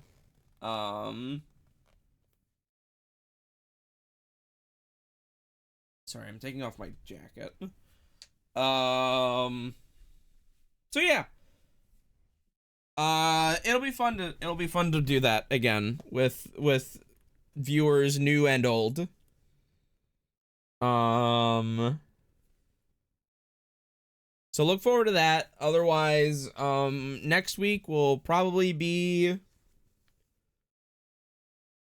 the same as usual. At the very least, I don't think anything is different. We'll definitely try to do more Umineko next week. As well as something else. I have to think about what.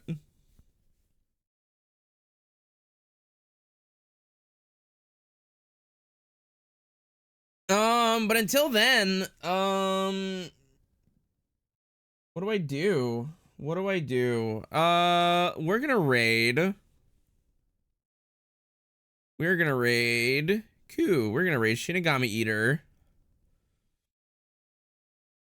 who is currently playing Pokemon XD Gale of Darkness.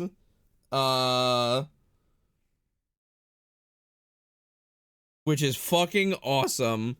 I saw that Ku was gonna start playing this game, and I fucking pogged.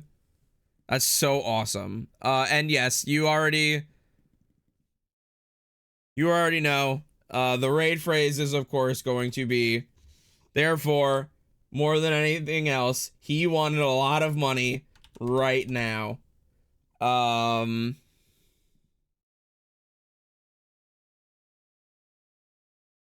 Where's my music?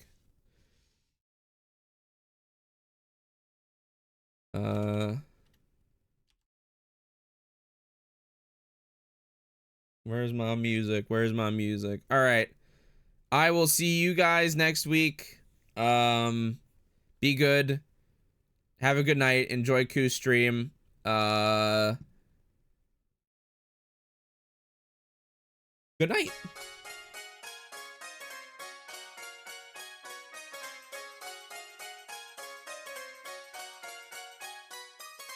Dicky Linden, Ricky Racky, Ricky Lin, Dicky Linden, Ricky Ricky, Ricky Lin, let's go.